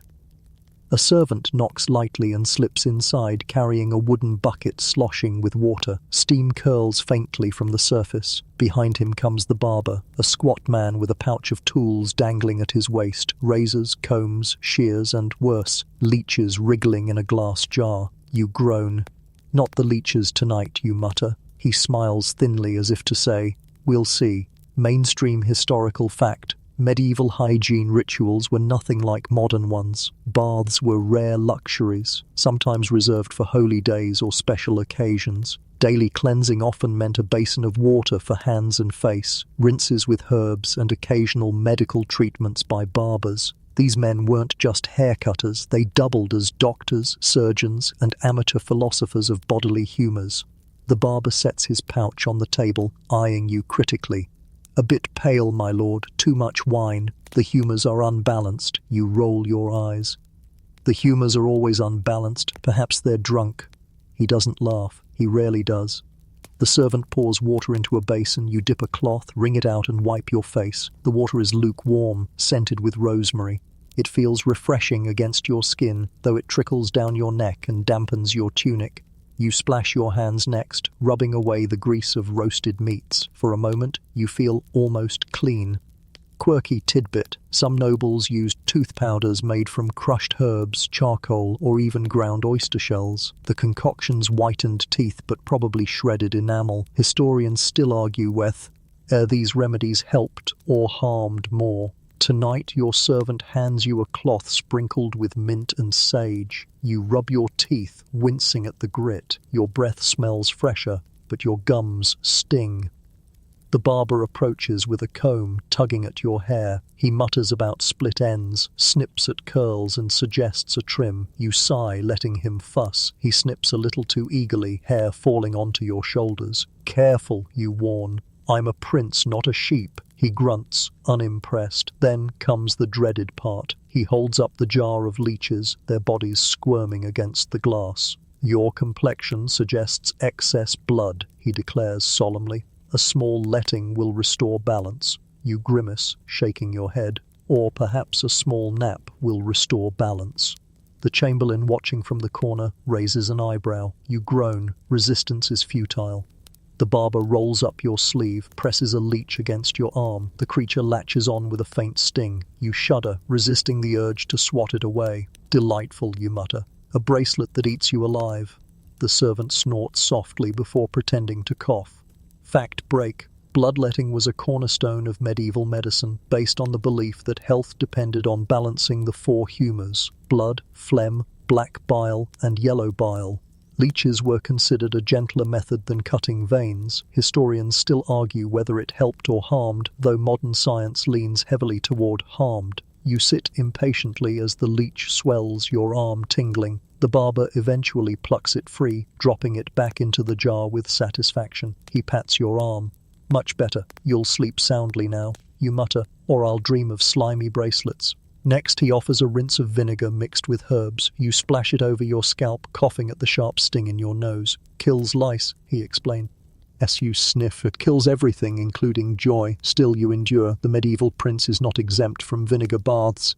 Quirky aside, nobles sometimes scented their hair or clothing with rose water, lavender, or even musk to mask less pleasant smells. Perfume wasn't just luxury, it was survival in an age where soap was scarce. Some even carried pomanders, little balls filled with spices dangling from belts to ward off foul air. Historians still argue whether this was more for health or vanity. The barber steps back, satisfied. The servant empties the basin, wipes down the table, and bows. The chamberlain mutters a prayer under his breath, thanking God for cleanliness. You roll your eyes. You're not clean, you're damp, sore, and smell like vinegar mixed with rosemary. But at least you're done. You stretch, bones cracking, and collapse onto the bed. The blankets embrace you, warm and heavy. For a moment you think sleep will claim you instantly, but your mind refuses to quiet. It replays the day in flickers, the deer bounding through the forest, Richard's smug grin at the dice table, the troubadour's endless rhymes, the priest's warnings of sin. Images blur together, weaving into something stranger. Fact break. Dreams held powerful meaning in the medieval world. They were seen as omens, divine messages, or warnings. Kings often consulted priests or scholars to interpret them, believing their rule could hinge on a vision glimpsed in sleep. Some chroniclers recorded dreams as seriously as battles. You drift closer to slumber, but not before whispering a final joke to yourself. If tomorrow's dream involves leeches, I'm abdicating. The chamberlain sighs, blowing out the candles. The room plunges into shadow, save for the faint glow of embers. The castle creaks softly, the wind sighs, and the mice begin their nightly march in the rafters. Wrapped in blankets, skin tingling from vinegar and leech bites, you surrender at last to the uneasy embrace of sleep. Sleep creeps over you like a heavy cloak, though it isn't the soft, dreamless kind. Tonight your mind won't give you peace. It drags you into visions that feel as real as the stone walls around your bed. At first you're back in the courtyard, but it's empty. No torches, no dogs, no pages. Only moonlight silvering the cobblestones. A chessboard lies in the centre, massive as a battlefield, its pieces tall as men. You step forward and suddenly the pawns bow to you, waiting for command. Your cousin Richard appears as the opposing king, smirking, dice rattling in his hand instead of a scepter. He tips the board, sending pawns tumbling into darkness. You reach to steady it, but the stone beneath your feet dissolves and you fall. You jerk awake, heart pounding, breath ragged. The chamber is dark, the embers in the hearth glowing faintly like watchful eyes. You grip the blankets, forcing yourself to breathe slowly. Only a dream, yet it lingers, sticky as honey. Mainstream historical fact: dreams were often treated with seriousness in medieval courts. They were believed to be messages from God, omens of war, or glimpses of hidden truths. Chroniclers recorded kings' dreams with the same gravity as treaties. To dismiss them outright would be seen as reckless. You lie back staring at the canopy. A page once told you his grandmother swore nightmares came from eating too much cheese before bed. Judging by the wedge you devoured at breakfast, maybe she was right. But sleep drags you under again. This time you're in the forest, the stag from the hunt bounding gracefully through the trees. You chase, bow in hand, but when you loose the arrow, it turns into a quill, scribbling Latin phrases mid-air. The stag stops, turns, and speaks in your tutor's voice. Decline the verb, or be declined yourself. You stumble backward, laughing in the dream and groaning in your bed. Quirky. Tidbit: one medieval dream manual claimed that dreaming of animals symbolized personal traits. Stags meant nobility, wolves meant treachery, and birds meant freedom. Imagine priests flipping through dream dictionaries the way modern people scroll horoscopes.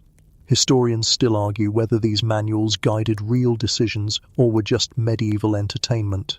You toss, turn, kick the blankets off, then pull them back when a draft creeps in. The chamber seems alive with small sounds, a creak in the rafters, a sigh in the tapestry, the faint scuttle of mice. Each noise weaves into your half-dreaming brain until you're convinced the castle itself is whispering. Then another dream arrives, this one darker. You're seated at the council table again, nobles arguing, parchment piled high.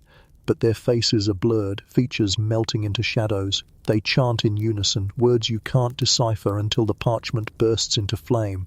You look down and see your hands dripping with ink that turns to blood. You wake again with a start, gasping, hand clutching your chest. Fact break. Scholars of the time debated whether dreams came from divine visions or from indigestion. Some swore they were warnings, others dismissed them as the stomach playing tricks.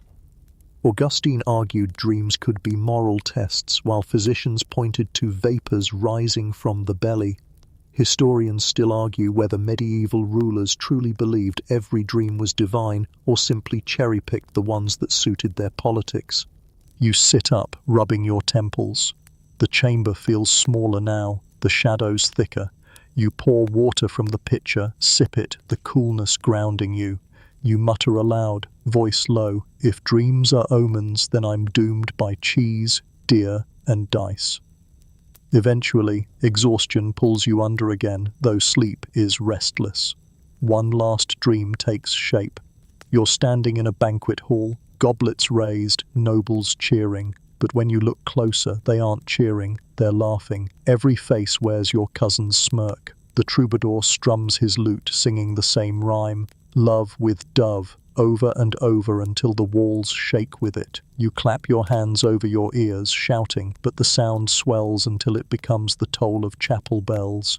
You wake at dawn, head heavy, body stiff, heart weary. The first light seeps through the arrow slits, painting pale stripes on the stone floor. Your dreams linger like cobwebs, clinging to your thoughts. You stretch, wincing at sore muscles, and rub your face with both hands. Historians still argue whether dreams shaped politics directly. Some kings claimed visions guided their wars. Others used dreams as propaganda, declaring divine favor. For you, dreams simply remind you that even in sleep, the crown presses down. A servant enters quietly, carrying fresh water and bread. He bows, avoiding your eyes, and whispers, "Did your highness sleep well?" You chuckle dryly, like a man chased by deer and haunted by dice. He blinks, confused, then hurries to set the basin. You splash water on your face, hoping to wash away the night's weight. The cold shock clears your mind somewhat, though not entirely. The chamber still feels haunted, though whether by ghosts or your own imagination, you can't tell. You sigh, wrapping yourself in your cloak, and prepare for another day. Dreams may unsettle you, but daylight demands action, and in the medieval world, a prince's nightmares are luxuries compared to the waking battles he must face. The morning light leaks pale through the arrow slits, but your body still aches with the residue of restless sleep. You pull the furs tighter for one last moment of comfort, knowing the rhythm of duty will soon drag you from bed. Yet before the chamberlain barges in, there's a fleeting pause, a chance to savor the fragile quiet. You shift on the straw-stuffed mattress. The lumps press against your back, and the faint rustle of mice reminds you that even princes share beds with tiny, uninvited guests. Still, the furs are warm, the curtains drawn, and for a moment you imagine you're not heir to a kingdom, but just another boy curled in a nest of blankets. The chamber door creaks open. Servants file in silently, carrying bread, a pitcher of watered ale, and fresh linens. They bow, whispering greetings, moving with practiced care so as not to shatter the last traces of your half-dreaming state. One stokes the embers in the hearth until flames leap, chasing away the chill. Another draws back the curtains, letting light spill over the tapestries. Mainstream historical fact: mornings in noble chambers were orchestrated by servants, fires rekindled, clothes prepared, basins filled. Privacy was scarce. Even waking up was a public affair for princes. The day began not when you wished, but when the castle wished. You groan softly, sitting upright, rubbing sleep from your eyes. A servant hands you a damp cloth scented with mint. You wipe your face, the coolness chasing away lingering grogginess. Bread waits on the table, plain and coarse, a reminder that not every meal is a banquet. You chew slowly, washing it down with ale, letting the simplicity ground you after a night of tangled dreams. Quirky tidbit: some nobles swore by morning tonics of wine mixed with herbs or even raw eggs, claiming they cured fatigue. Chroniclers note one prince who drank onion juice daily for vigor. His court likely suffered the side effects. Historians still argue whether these concoctions were medicine or self-inflicted torture. You're grateful your steward limits you to bread and ale. The chamberlain enters, already speaking of schedules, prayers, lessons, hunting, another council. His voice drones, a drumbeat of duty. You nod absently, though inside you sigh. Every day is a wheel, turning the same spokes: worship, study, display, exhaustion, yet the wheel never stops. After eating, you stretch out again on the mattress, savoring the brief warmth before servants strip the bed to shake the straw and replace the linens. The chamber feels alive with motion: footsteps, murmurs, the scrape of logs on stone. You close your eyes for one last stolen second, then rise. The day has claimed you again.